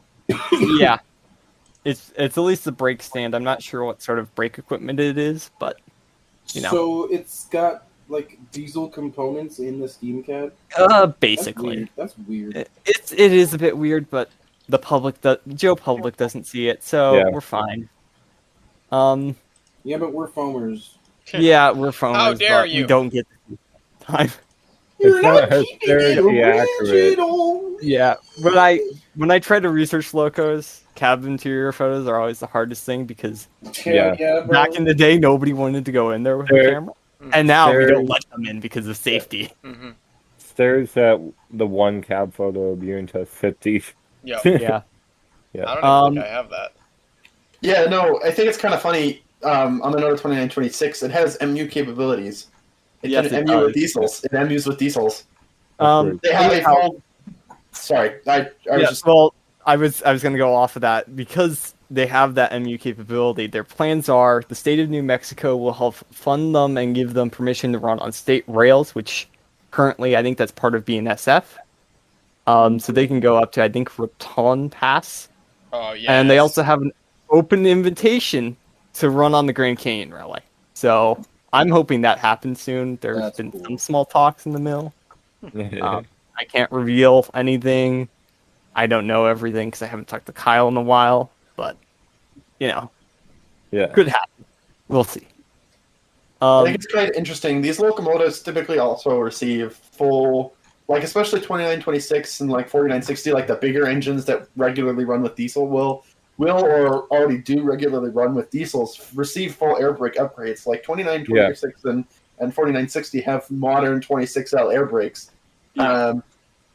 Compared to, and I'm confident that probably the big boy in 844 I think also have 26L air brakes. Yeah, they probably. Which are the most modern air brakes. Yeah. Because the air brakes, when those were around, where you had certain positions of set, like you go release, set 1, set 2, blah, blah, blah. It was only that. 26L allows you to just get a specific, move it this far, and you have a certain set, compared to notches of set, like in 14 and 18L air brakes.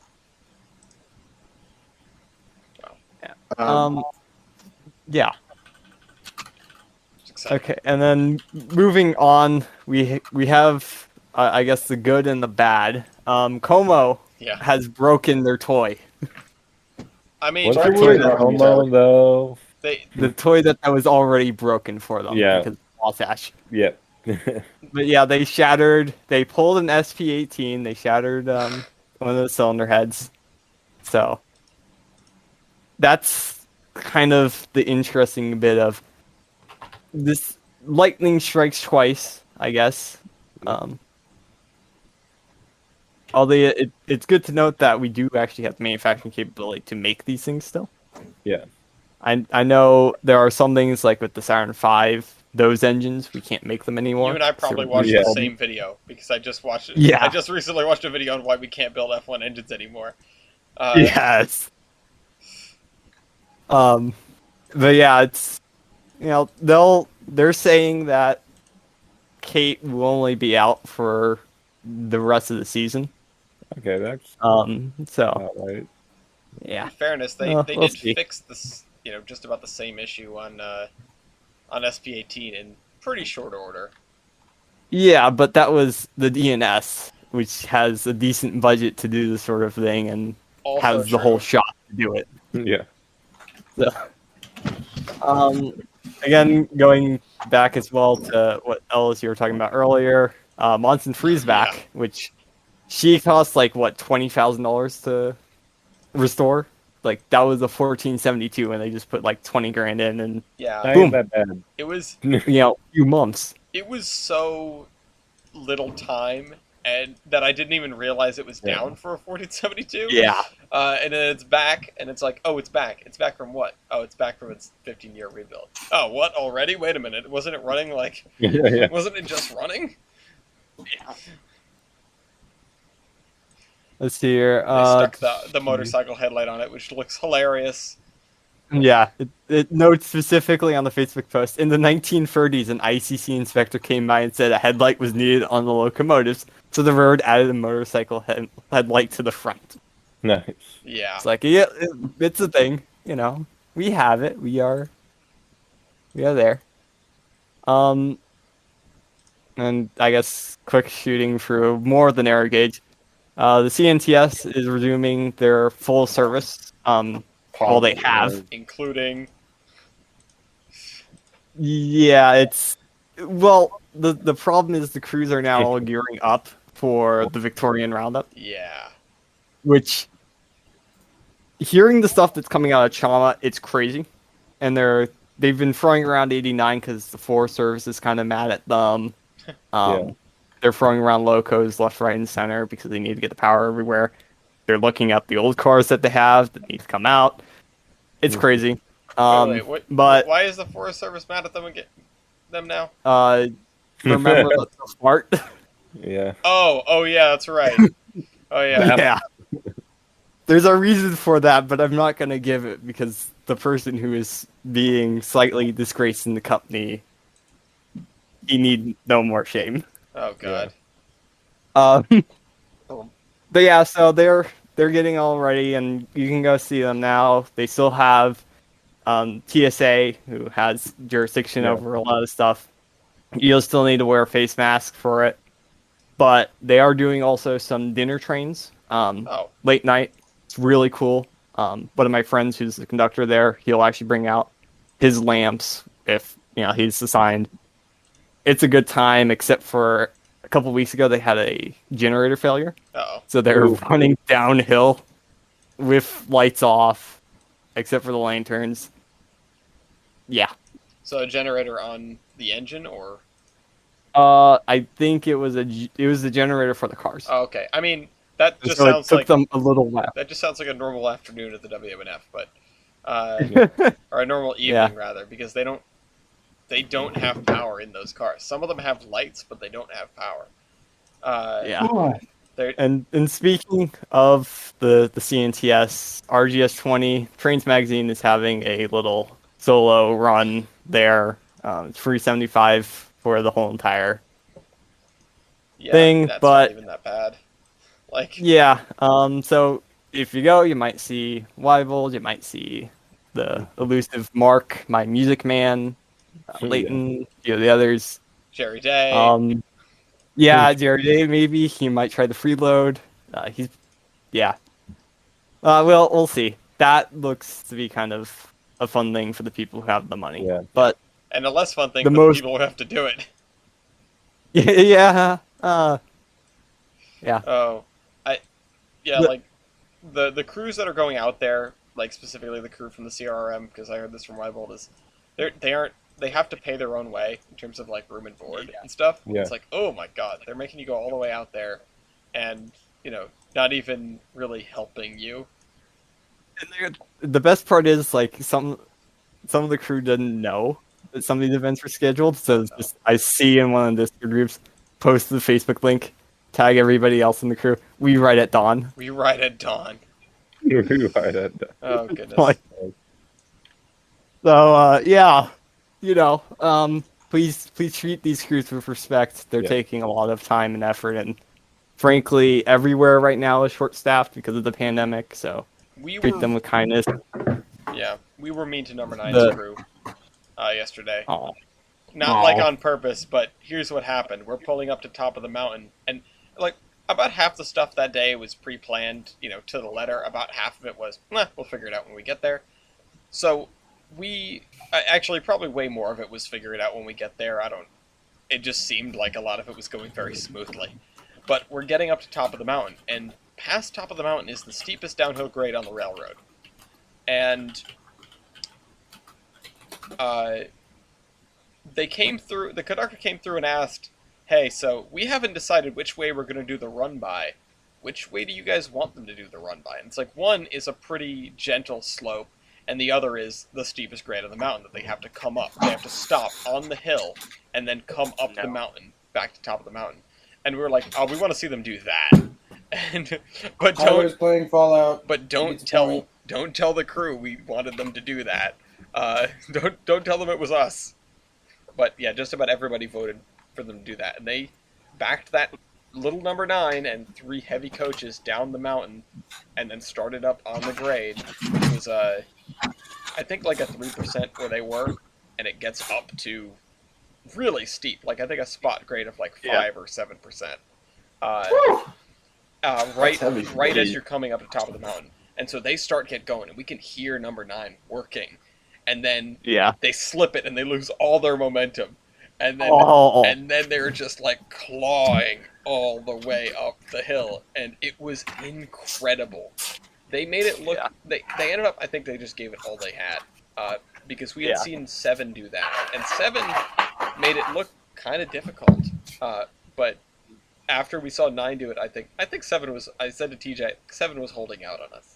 I think 7 was Yeah. making it look more difficult than they were actually, having it. But anyway, what is 2479? Okay, so 2479. This is the big one. Yes. As many of you know, years ago, Niles Kane had a Southern Pacific type. Southern I think that was Southern 2470. 2472. Yeah, 2472. She has moved in the last year or two because she was owned by a different group. Yeah. However, the California Trolley and Railway Company, or corporation, I should say, Oh, they have decided to move their historical collection to the Niles Kane and set it up. Huh. That includes 2479, which is almost done with its restoration. Yeah. It's the only surviving P10. So Niles Kane will see another SP steam locomotive along with 1744, as well as the kind of crazy thing of they're taking the whole entire San Jose roundhouse. This is, I think, a 5-stall structure. Yeah. Brick by brick that they had Oh my taken God. apart brick by brick in the 80s or 90s and bringing it to the Niles Kane. And they're going to set that up on their Y. Yeah. Oh my God. And it's going to be the first time the building's been all together in like 30 years. Yeah. That sounds about right. They dismantled it to deter vandalism. Yeah. Right move. That is a galaxy brain move. We don't want people to damage our building, so what are we gonna do? We're gonna just take it apart. We're gonna take it apart and put it in boxes, and Yep. We'll come back to it eventually. Basically, Niles Kane now has the largest Lego set on the planet. Yeah. I'm happy for them. What do you mean, am. guys? SP2479 is just a regular old MP15. I'm just kidding. But so we'll see another roundhouse kind of mysteriously pop on everyone's roundhouse. Yeah. Somebody tell charts. Matt. Yeah. Actually, Tyler, can I use that? Can I use the opportunity here and talk about my thing? Okay. Of course. So on the note of roundhouses, right?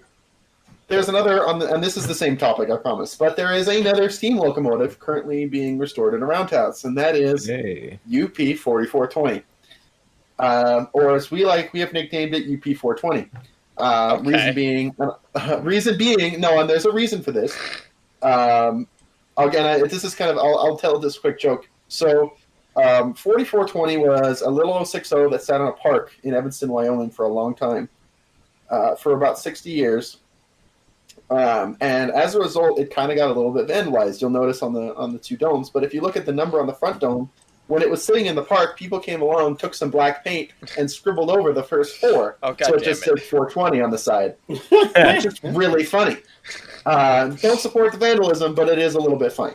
This is DNS shop crews level of shenanigans. So 4420. And I support the 420 aspect of things. is a little S6 060 switcher that UP retired in 1958. Sat in a park in Evanston. It sat in front of the courthouse, now with a park. And just about 3 weeks ago, they started restoration work on it. I have a question. Yeah. For those who know more about steam engines than I, when you're looking into that smoke box photo, what are those pipes on the sides? Are those just exhaust pipes, or like? That's superheating.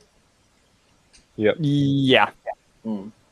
So 4420 is a chunky little 060. As you can see, it's got a power reverse on the side, and it's got superheating. So it's chunky. Yeah. And so they just started restoring this. It's all volunteer. So Wasatch was going to do it, but due to some other related events that deal with Wasatch, they decided maybe we shouldn't use Wasatch anymore. So they're not.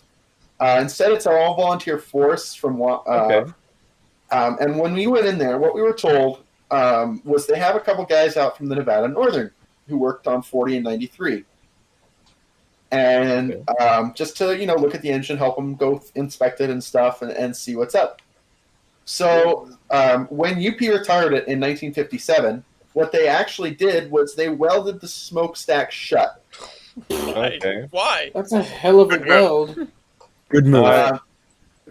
But what it did was it prevented water from really being able to easily get into the smoke box. That is the key.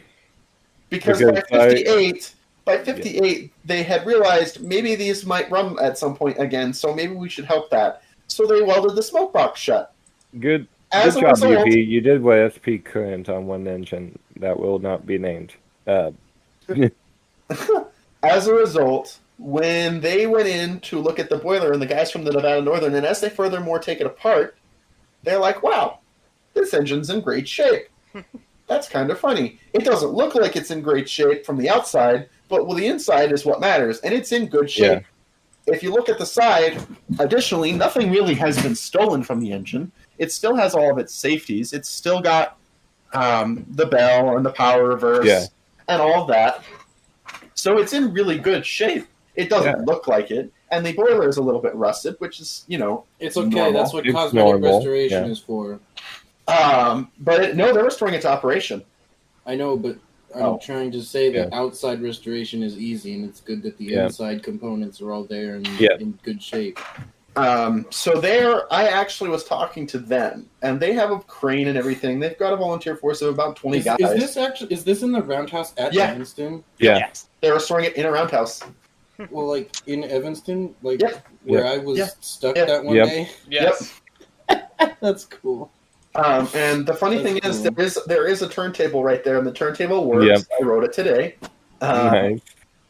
So it's a little 060, so it's kind of putt around the yard in Evanston, and then maybe pull a car. Maybe pull a cup. They have a diner car and a caboose on property. They're gonna give it to UTC there in Evanston to just move stuff. But when talking to them, they were like, "Yeah, this engine's in wonderful shape. We think we can have it running in 5 years, like completely up and running in 5 years. Cosmetic restoration running in 5 years, with a volunteer force of 20 guys and a crane." The crane is very, very essential to that. The crane is very voluntary. It volunteered itself. Their little donation tip box also was like totally full. Nice. And it is the city of Evanston is pulling a opposite of what the city of Ogden has done in terms of restoration, and is I've seen this one before. Additionally, they're going to let them restore the little caboose and diner car that sits on property. Sweet! So that's what they're going to put it around with. Okay, I'm very excited. Plus, is this a oil burner? No, it's coal. Oh, okay, cool. And it's not being converted; it's going to stay coal. That's cool. figures it's the middle of Wyoming. Yeah. And so there's a burn. So when I was talking about this in Fort Foamers, Graham was like, "Well, I don't see the point in this restoration. Where are they going to run it?" And I was like, "Graham, it's an 060. Where can't they run it?" Yeah. The main line. The main line. Well, but you take it to any little tourist railroad, the Nevada Northern, the Heber Valley, it'll be fine. They might not be able to make it up. Line gobbles. And you can bring truck it to the IRM. It's light enough that you could probably truck it, no problem. Yeah. The one thing though. What? Yeah. Go ahead, Tyler. It's Union Pacific, so I think Union Pacific is a little bit lax on if it's labeled for them going on their line. That's what we were saying. It's like UP's probably going to be a little bit more lax if it literally has Union Pacific plastered on the sticker. Except knowing an engine that was theirs. And actually, this is a photo from today. So the photos that I sent... That put a stupid image in my head. The photos I sent are from Friday. So you can see the main rod is on there in the pictures from Friday. They actually took that off over the weekend. There's a photo from today. They were working on it every day this weekend. They took the main rod off. Imagine seeing it run excursion with a Jiva behind it. Oh no! That's what's in my head. Those were trying to outrun the Jibo. I mean, you wouldn't be able to run on the main line, and you wouldn't really be able to run it up much of a grade because it is an 060. Yeah. But that's what the Jivo's for. Yeah.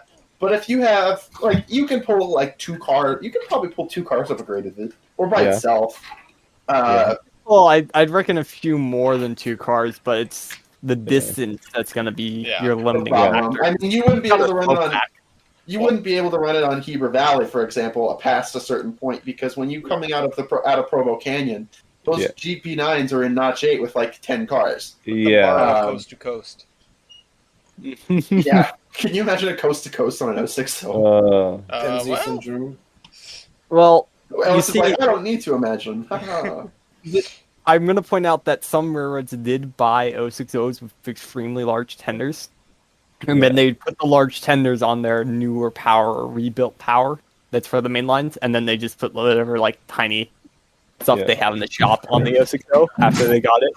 Well, also the 4420's home base is going to be in Evanston because that's where it was spent most of its life. Was in Evanston. Albeit when it was retired, Evanston was a hell of a lot bigger in terms of rail facilities than it is now. And then another UP steam engine that's currently being restored and starting to work on again is the, I can't remember the number, but the 280 at IRM. Mm-hmm. 638? It's something like that is actually being worked on again. 618. It's 4 something. It's like 437, I think. I thought it was 418 or something. It's 418. It's 418. Okay. They also have an 080 out there that I'd really like to see restored.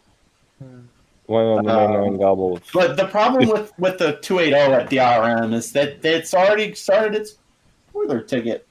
No. Yeah, they fired it up in 2009, and then it's never run since. Wow. Okay, that is no. So they're gonna have to rebuild it again. Well, no, all they're going to have to do is the boiler. If they've rebuilt the running gear, they don't have to do that in a 1472. Oh, well. The 1472's only jurisdiction is really the boiler. But well, I mean, they would rebuild the running gear at the same time, just because. Yeah, they really wouldn't even need to necessarily rebuild the boiler, considering it's only one once. Yeah, so it's really just you pull the tubes out, you do your inspections, and you put the tubes back in. You call the inspector up and be like, "Hey, buddy, we're firing this thing up again. You want to come see?"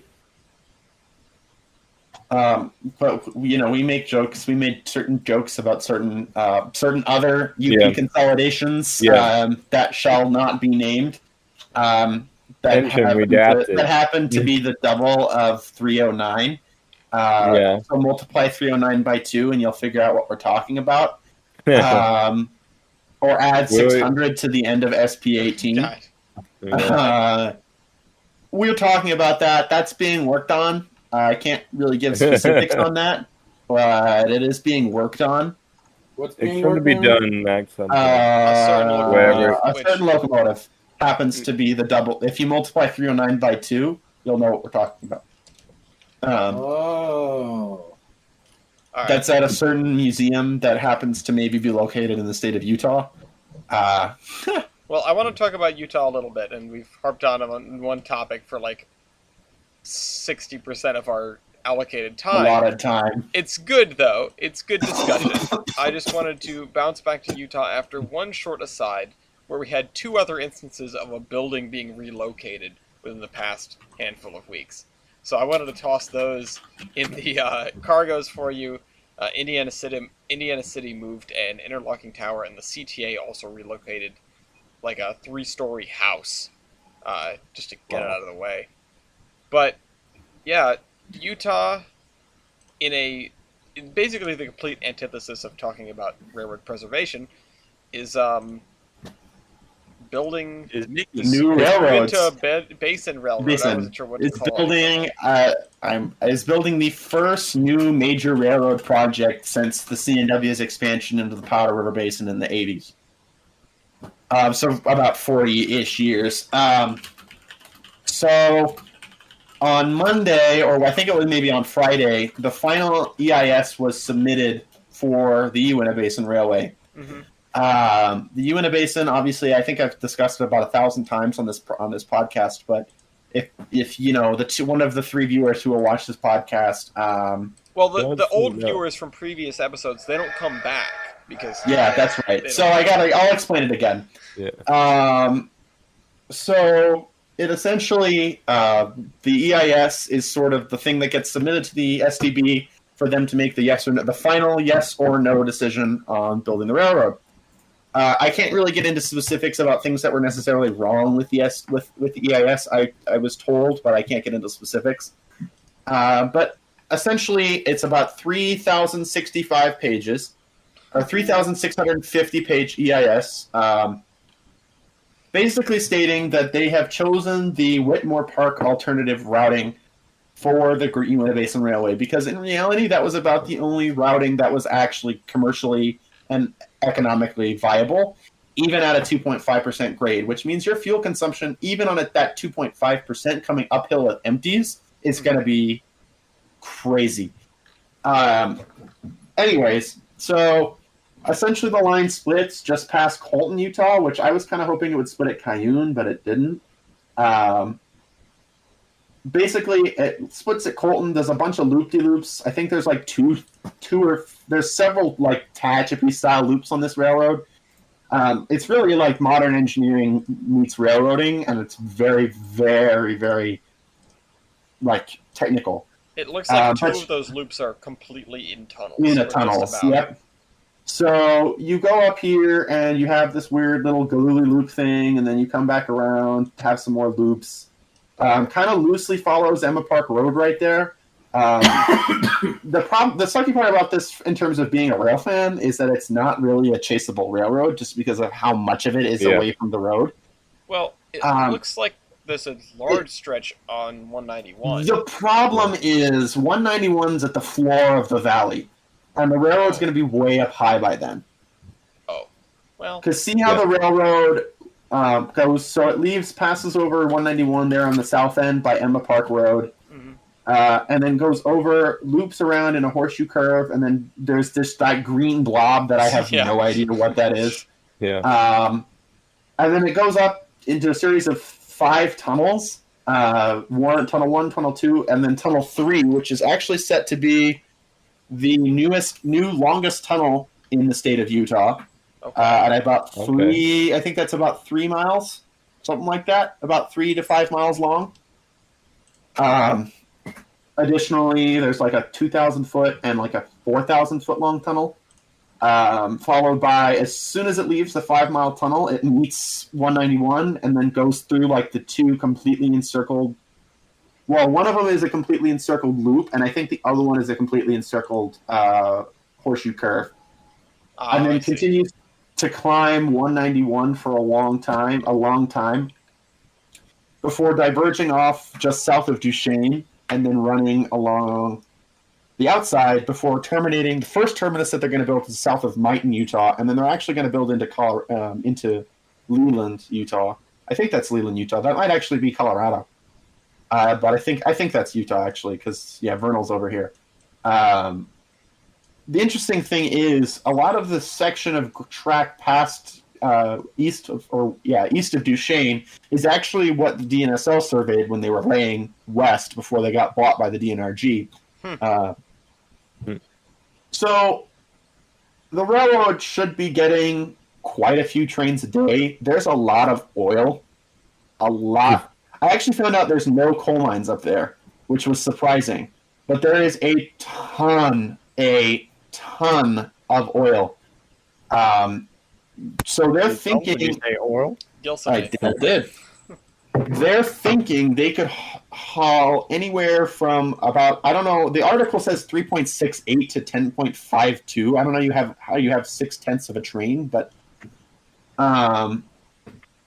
you could see up to probably 10 to 11 trains a day, because you have to factor in that this is a 2.5% grade for probably 30 miles.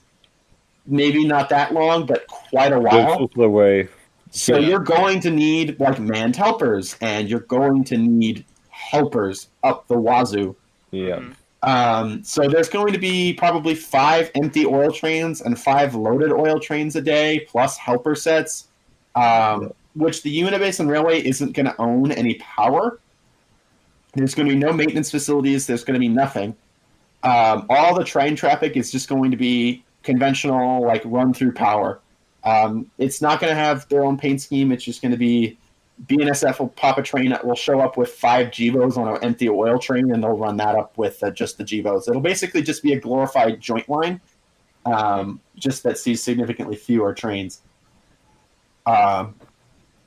So it just ended the public comment period, which was a part of the EIS. That ended on the 12th of February. And the Whitmore Park alternative, like I say, is what they chose solely because not only is it the easiest to build, it's the least sharp, it's the least steep, it is overall just the best grade. It also has the least and fewest impact on the environment. So now it's going to the STB. So the EIS was submitted on Friday. It's going to the STB, which, like I say, will give the final yes or no decision. And the idea behind the railroad, because obviously the oil isn't going to last forever, the idea of the railroad is that they are going to try and attempt to draw enough customers in the valley. Oh God. To warrant the line staying open post oil dry up or the oil market dies or whatever. Do I think that's going to happen? No. Well, but that's their plan. I don't think there's just not enough up there. I do think they'll get customers because they are a common carrier. Yeah. A courier, I guess, is the better way. They are a common courier, so they can haul anything. But I think that they probably won't get anything that's not like a few grain cars and some box cars and maybe like a car that's just going up there for one thing because Gary Smith needs his tractor by rail, and they just were like, okay, sure, and tack it on the end of an oil train. It's going to be Rio Grande Pacific crews. Like they're going to have their own crews. But all the power is just going to be run through power. So I don't think, for me, personally, I'm kind of against, just because of me being like kind of a environmental oriented person. And oil is the liquid that's going to kill us all. Flashback to Willer's problem. I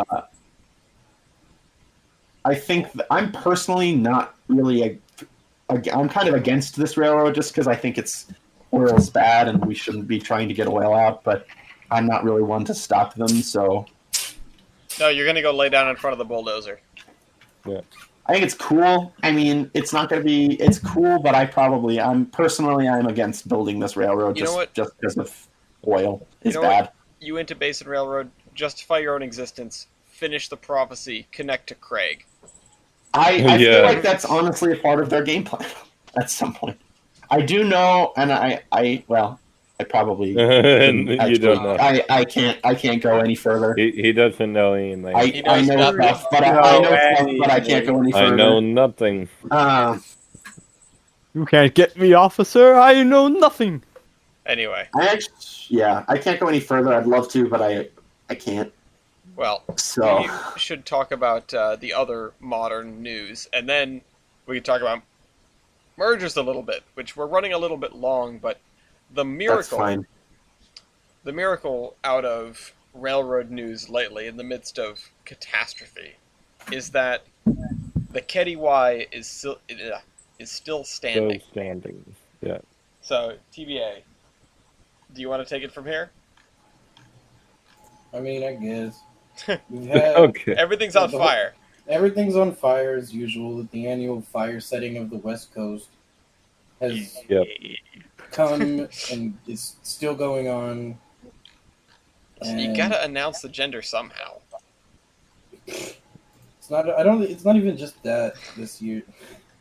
But Union Pacific, the bridge that burned down in Weed, California, was reopened a month before schedule, which, congratulations, UP. Congrats, UP. Yeah, this is the bridge that got totally burned out, right? Yeah, and I'm not surprised that they hustled that up because that's their I-5 corridor. That's their traffic on that's the a West lot of Coast. Union Pacific traffic north out of California. Yeah. It's so incredibly important. Yeah, it really. It's chaos. And it, it's because of that being closed, like delayed so many other trains over Donner. Yep. All because they didn't want to. I wish I still lived in Roseville because that would have been some prime rail fan. Yeah. All because they didn't want to use their BNSF traffic strikes in Oregon. Yeah. And also, it was a track on Speaking Donner of broke. BNSF. Oh wait, what happened? Hold on. It was- BNSF fire setting train. Confounding this Firefighting train. fire setting train. What is this? The people that may or may not have started the 416 fire? Fire setting. This is the Bangarderistic fire car. The flamethrower car has Yeah. come back with a vengeance, and it's angry. Like, It's angry yeah. because he killed the original. it's angry because of Penn Central taking down the Bangarderistic. Yeah. Now they're gonna get revenge on all merged railroads. Nobody is safe. Back. Thought you were safe? Nope. Yeah. Yeah. So wait, what happened on Donner then? Really, And how the end. badly did this affect traffic? I mean, I know UP traffic was Oh, effing ruined. Yeah, it was bad. I can actually talk about this because I was kind of here to witness it. So, wait, can you guys hear me? Yeah, Yes. Yes. yeah, we can hear you. Okay. So, We're not listening though. oh, okay. So, Feather River Canyon was shut down due to fire, obviously. Kenny, why? Additionally, due to fire, the line north out of California was shut down. Which was the Dry So- River Bridge. Yeah. We- So the way UP operates Feather River Canyon and Donner Pass is they kind of. Now we can't hear him. Now he's breaking. Now there's the problem. Is, the way they operate it is Yeah, they there- don't. There we go. Yeah, well, now they don't. But before all these fires, what they did was some trains took Feather River Canyon, some trains took Donner, kept the routes working nice, split up, whatever. So when Feather River Canyon shut down, all the trains got routed on Donner, which happens sometimes. Not a huge deal. Yeah. It's just going to be a little backed up for a little while. And then the line north out of California shut down. Oh wait, UP's only other way to get to Oregon then is to go over the overland route to Granger, Wyoming, hang a left, and then go up the Wait a OSL. minute. So that I see means- the potential here for the MODOK line to come in handy, but they abandoned it. Sad. So now all of UP's traffic suddenly is going over the overland route, coming from all the traffic coming from Northern California, or North and Central California, that would normally go straight up to Oregon. Now it's detouring through Donner Pass, all the way out through Ogden, and then into Granger, Wyoming, before hanging a left turn to go up the OSL. Because they can't take the Ogden sub, because that line is equipped for 4 trains a day, and has the crews for 4 trains a day, and can't handle any more. Oh God. Additionally, all the trains, like the Southern California to Oregon trains, were coming up to LASL, going up through Utah, and then up and either over to Granger or up the Ogden sub. Meaning we were getting, because of these shutdowns, Donner Pass was getting 3 times its normal traffic. That is a single track line, getting 3 times its normal traffic. Oh good Lord. There was a time on UP, because of how screwed they got, where there were almost 200 trains tied down at the same time. Yeah. Milky, what And to is the compound all of that, Donner's double track. Not all of them. in some areas. In some areas. In Most some places. areas, it used to be, In Somewhat most double track. areas. but then SP decided to remove track 1 for better alignment, and they pulled up the track, and now Well, it's SP used the rail to double track the southern transcon. You know, it's kind of funny. When I was, in school, we actually did some exercises on doing calculations of a rail route based on the longest single track section. That was just an interesting thing. I kind of wish I had that around somewhere because it was a whole formula that worked out how many trains of what length you can shove through a line, where everything is. We're with your limiting factor of this one long single track section in the middle of it. But anyway, sorry. Continue. For reference, I did put the MODOK line Thank you. I was going to ask what that that they was. could have used. Yeah. Yeah. And just yesterday, it was yesterday, the day before, one of my modeling friends, Ben from Trains Forge, was down at Donner, or at least approach. They had broken a rail before one of the tunnels, so there's a 2-hour backlog of trains. Bruh. And that's on top of the normal. Ooh. So, they're having a fun time playing catch up. Oh yeah, I'm sure it's a blast. Load online. I'm looking for it on the Open Railway map. Just to see if I can find it. Oh, there it is. Yep. Oh, there's where it would be. It doesn't actually show up on the Open Railway map. It seems like. Well, right now it's Well, I know. Just Well- even as abandoned track, it doesn't seem to show up. yeah. All right, do we want to get to real world there it merger is. mania? Okay, yeah, Merger Mania. Here's the Okay. fun stuff. Actually, I don't think TBA got to cover all the articles. We sort of stole it away from him. But wait, where'd they go? Did somebody delete deleted something, them. or did I You deleted them. delete the fire train one? I don't remember. Yeah, they all got deleted. Yeah. Oh, I didn't mean to take the fire train one. No, I Goodbye, didn't take that fire one. train. Who deleted the fire train article? Was it me? Oh, it was me. Okay. It's okay. Move. Wait, how did I get 2 strikes? What did I do for the second one? TikTok. No, That was that was the one first strike. one. What was the second one? I don't the remember. first one. The first one was something else. You Oh, were doing, was Yeah. it you said something stupid with, Yeah. Oh, okay. Yeah, there was the And then- bad your mom joke. I Well, didn't no, deserve yeah. a strike. No, Alyssa, I don't get a strike for that. Yes, did. you was accepted to it though, that was... The No, I time, didn't! the time for the I'm time giving for myself 1. Fuck all of you. Anyway, yeah. So here's the small version, which is actually, which one is worth more talk? We've talked about CN KCS and both CSX and Yeah. CSX Pan Am at length. Okay, I know you have something interesting in the CN KCS situation, right, with your senator. Yeah. I'm gonna battle with My you. my uncle congressman. That was my bad at the beginning. Because I'm sorry, Peter DeFazio. I voted for you. I did, but I forgot about you for a second.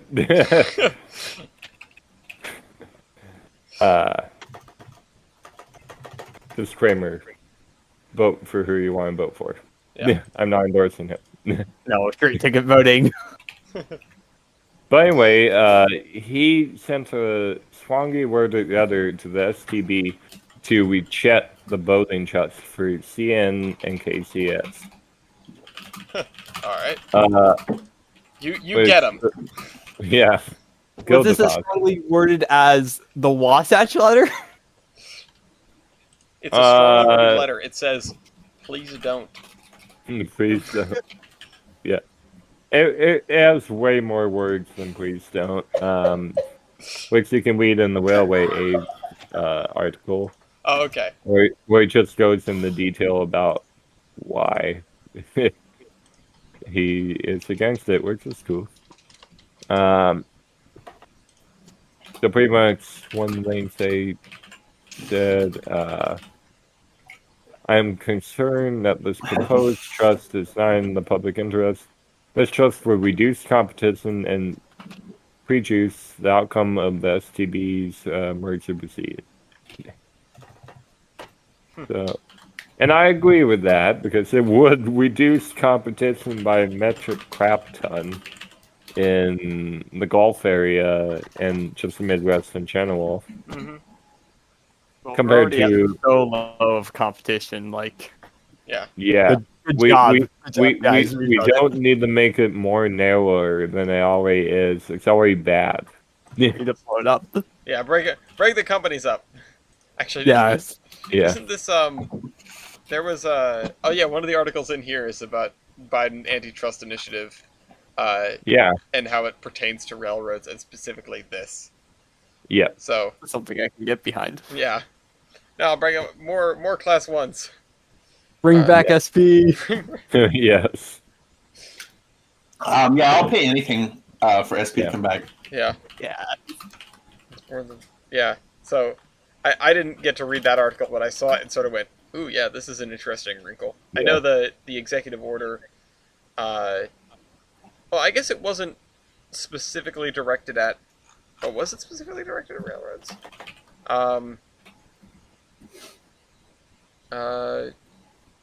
No, it was just.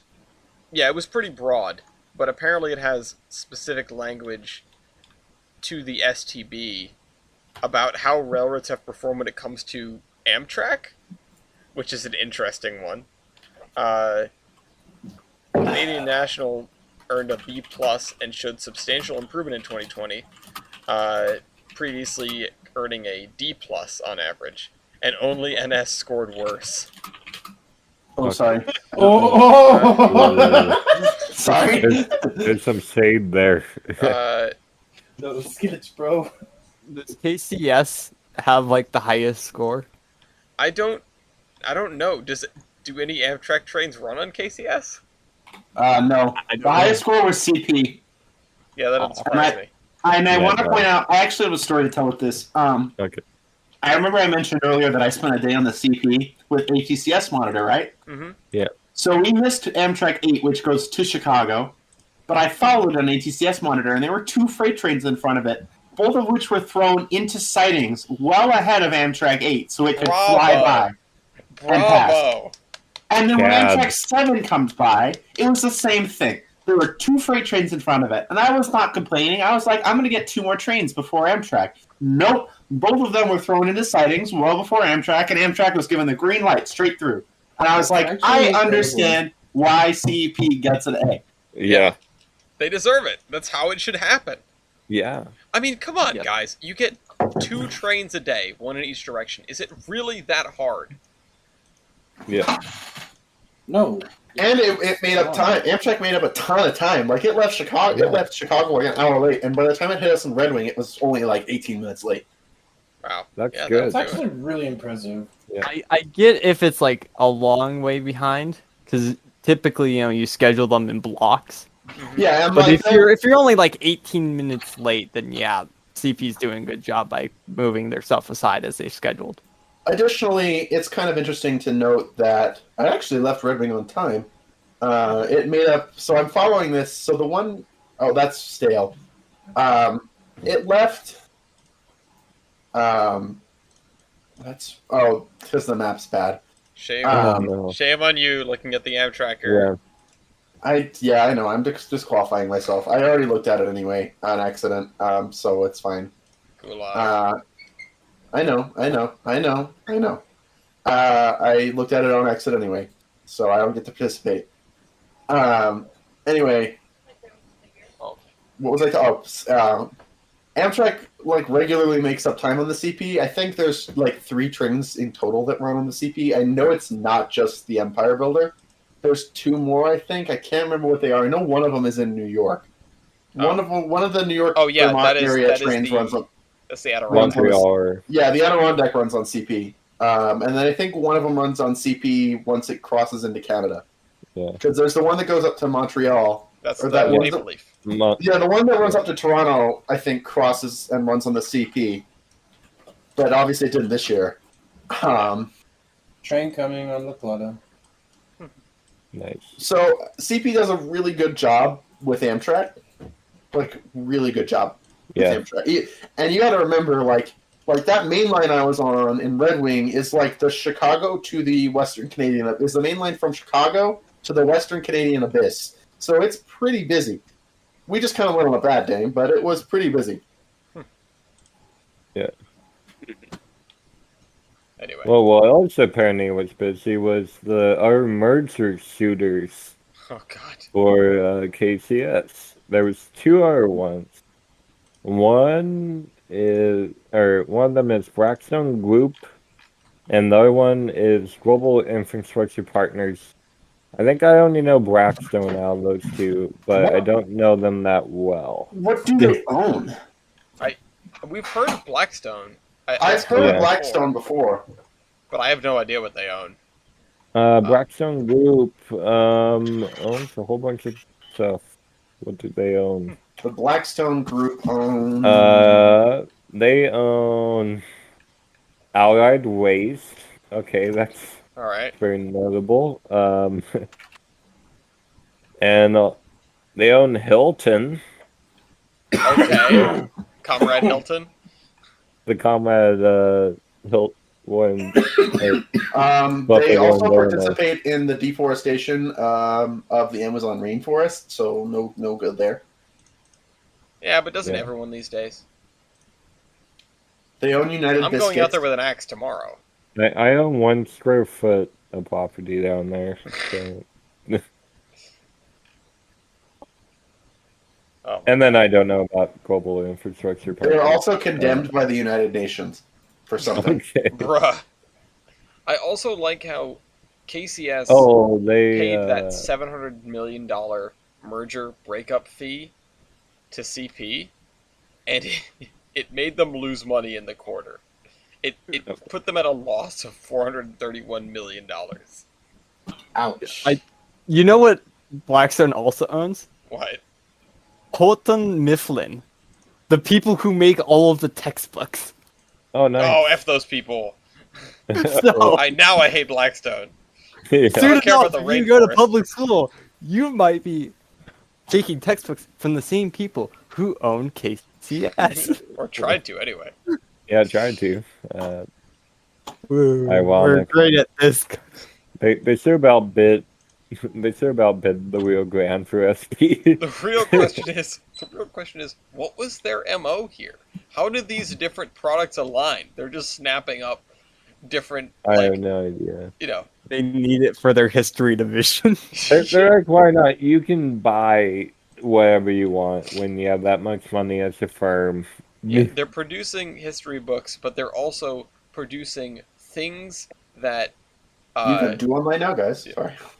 Yeah, thanks. Things that will alter those history books. Next, they're going to start a Yeah. war. Texas Instruments has joined the battle. Oh God, So, Hey, Ellis loves Texas Instruments, right? no. yeah. Casio all the way. Anyway, I feel Wrong. like these guys, Wow. they're just ripe to purchase a bunch of ex-Soviet warships. Next. Yeah. Stop me if you've heard this one before. I serve the Pepsi. Anyway. Alright, one last thing before we close out here. Everyone knows that CSX failed their merger application twice. Possibly 3 times? Oh no, this was the 3rd time. This was Yeah, the it got third approved the time third time. that they've submitted their merger application to take over Pan Am. Boo. No, I want it to happen. Shame on you. But I don't need a CSX monopoly into and out of New England except for through Canada. I don't like Pan Am as much as the next guy, but I don't think CSX should get this railroad. Let's buy it. Let's all buy it instead. I mean, All of us. wasn't We'll make there it the Iron Horseman Railroad? like a year ago we talked about how people were propositioning a coalition of states to get together, like basically for New England to purchase Pan Am, which would be like a regionalization because it's not quite nationalization. Yeah. I don't know. Based. It would be based though. I Yeah. mean, it would probably help because at this point, railroading You in know, New I England is fighting a losing battle. Yeah. Railroading in New England is just not meant to be. It never was. I mean, it's always There's just not enough there. the distances are short, the cities are small. You just don't have enough money to make, and this was a problem that the B&M had, and it's a problem that Pan Am has. Well, And- Pan Am was kind of a different story in that they could make money if they tried, but they don't want to spend money, so they don't make money. And then when you don't spend money, you don't repair track. And then when you don't repair track, you have to run slow. And then when you run slow, Yep. people don't haul on the trains because it's faster to go by truck. Yeah, Yep. yeah. When I've seen this one before. when you are Pan Am, Amtrak has to take you to court to fix your track, and also, your mainline speeds still bottom out at 10 miles an hour sometimes. But, Well, I think CSX will upgrade it to decent, good speed on the main line. yeah, except they aren't going to be using half the main line. They're going to Yes, give they it are. They're going to go. No, they're going to give it to G&W, the main line through I'm Massachusetts. talking about. I meant the one that Amtrak's using. Well, the one that Amtrak's using isn't. Well, I suppose the Downeaster is running on Pan Am now, but the Downeaster and the Northern New England Passenger Rail Authority have fought tooth and nail to get that railroad the way they want it, which is part of why I find it interesting. So I talked about Amtrak had to fight Pan Am to the death, and they eventually just moved off their railroad as much as they could, and then they started doing the Downeaster. The Downeaster is basically funded and run by the Northern New England Passenger Rail Authority, or NERPA. NERPA. NERPA.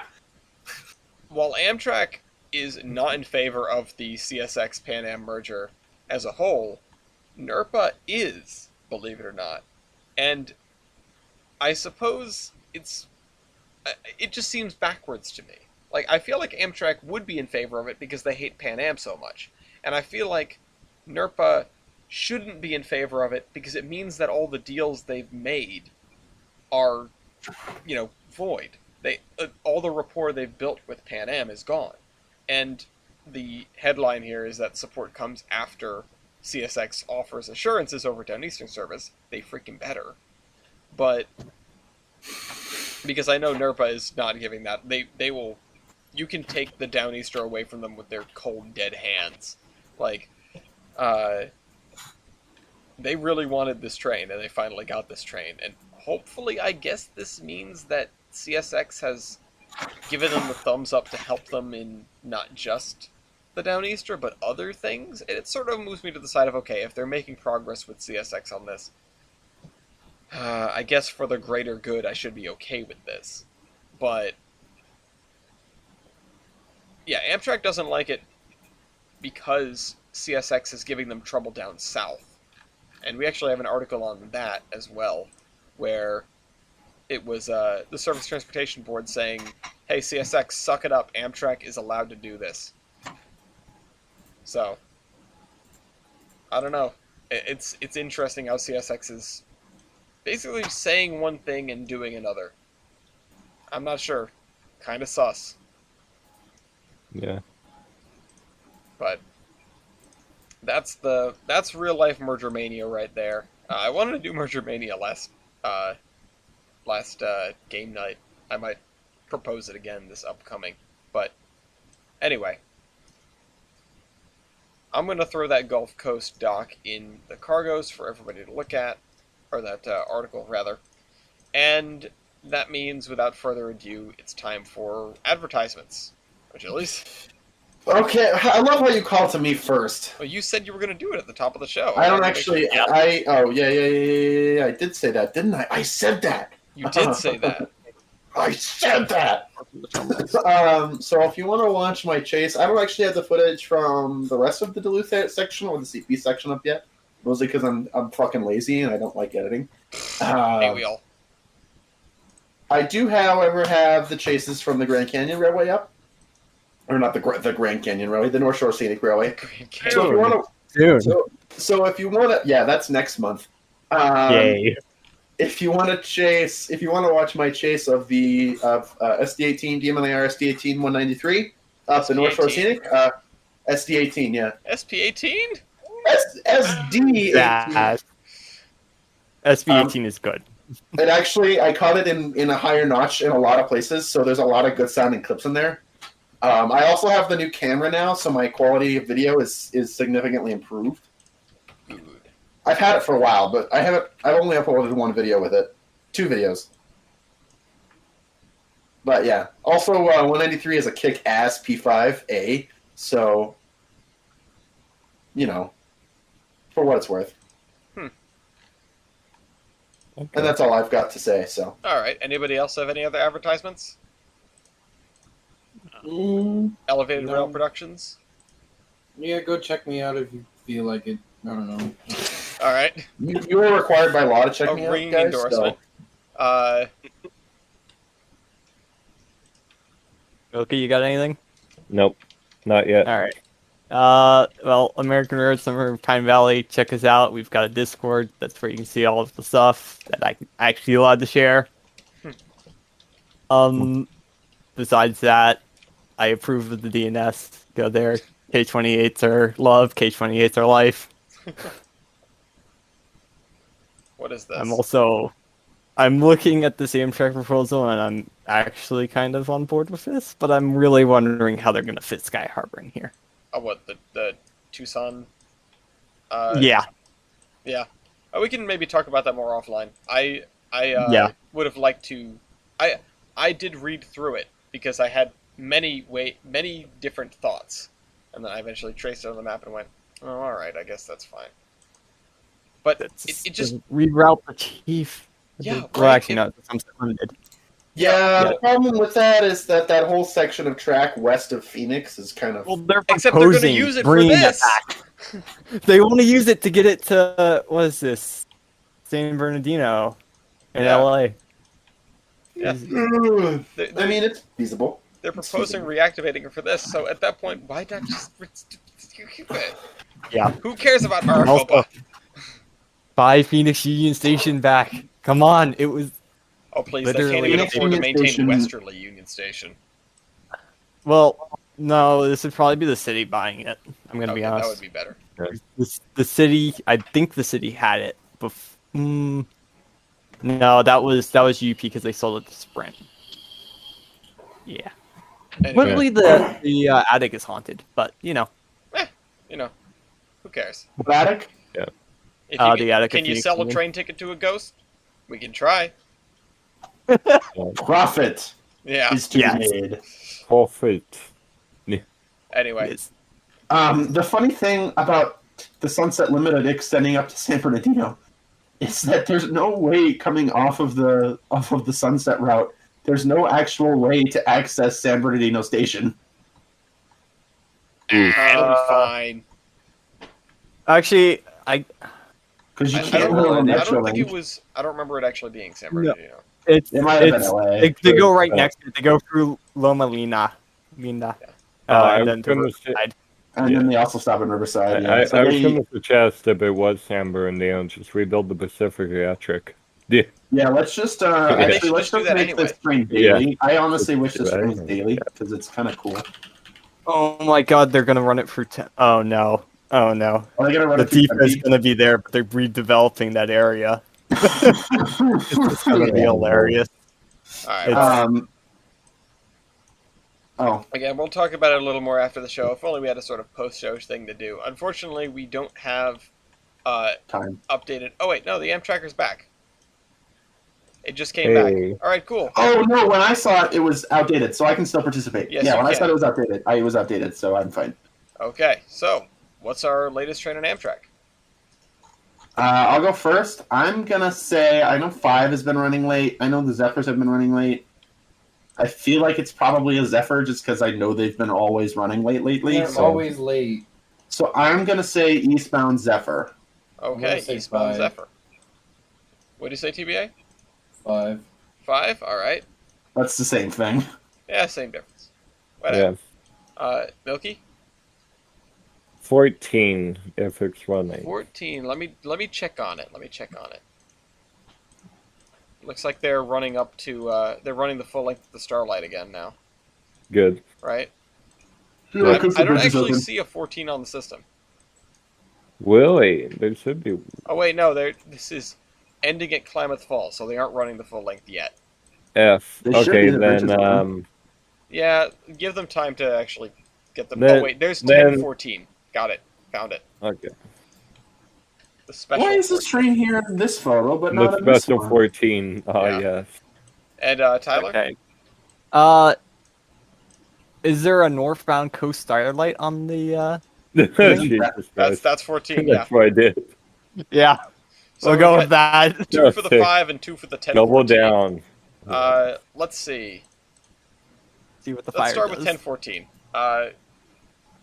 The Coast Starlight is an hour and 45 minutes late at Vancouver, Washington. Kind of late, but not the latest train on Amtrak. Amtrak 5 is 3 hours and 28 minutes late at Grand Junction, but also hidden underneath some other trains, pulling into Roseville now. Let's see how it goes. 6 Ooh. hours and 5 minutes late. Ouch. Yeah, that's the late latest as train shit. on Amtrak. Damn. Yeah. Tell me about it. There's also an It's supposed Amtrak to get into 6. Roseville at like 4. Yeah. There's also an Amtrak 6 that's 3 hours late. An Amtrak 1, it's a Sunset Limited, that is 3 hours and a half. And then there are a bunch of other ones that are between an hour and 2 hours late, including the other Sunset Limited, the Crescent, and the Texas Eagle. And there's a Northeast Regional that's running 2 hours late. How did that happen? Oh, it just picked up a ton of delay after Washington, which sounds about right. And we can blame CSX for this, which is why they should not get Pan Am. Anyway, that has been my TED Talk. Thank you. Time for terminations. CSX bad. Pan Am also bad, but... Alright, let's scroll down. Terminations.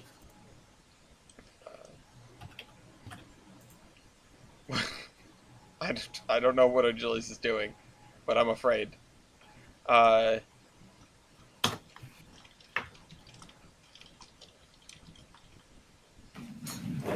Achilles?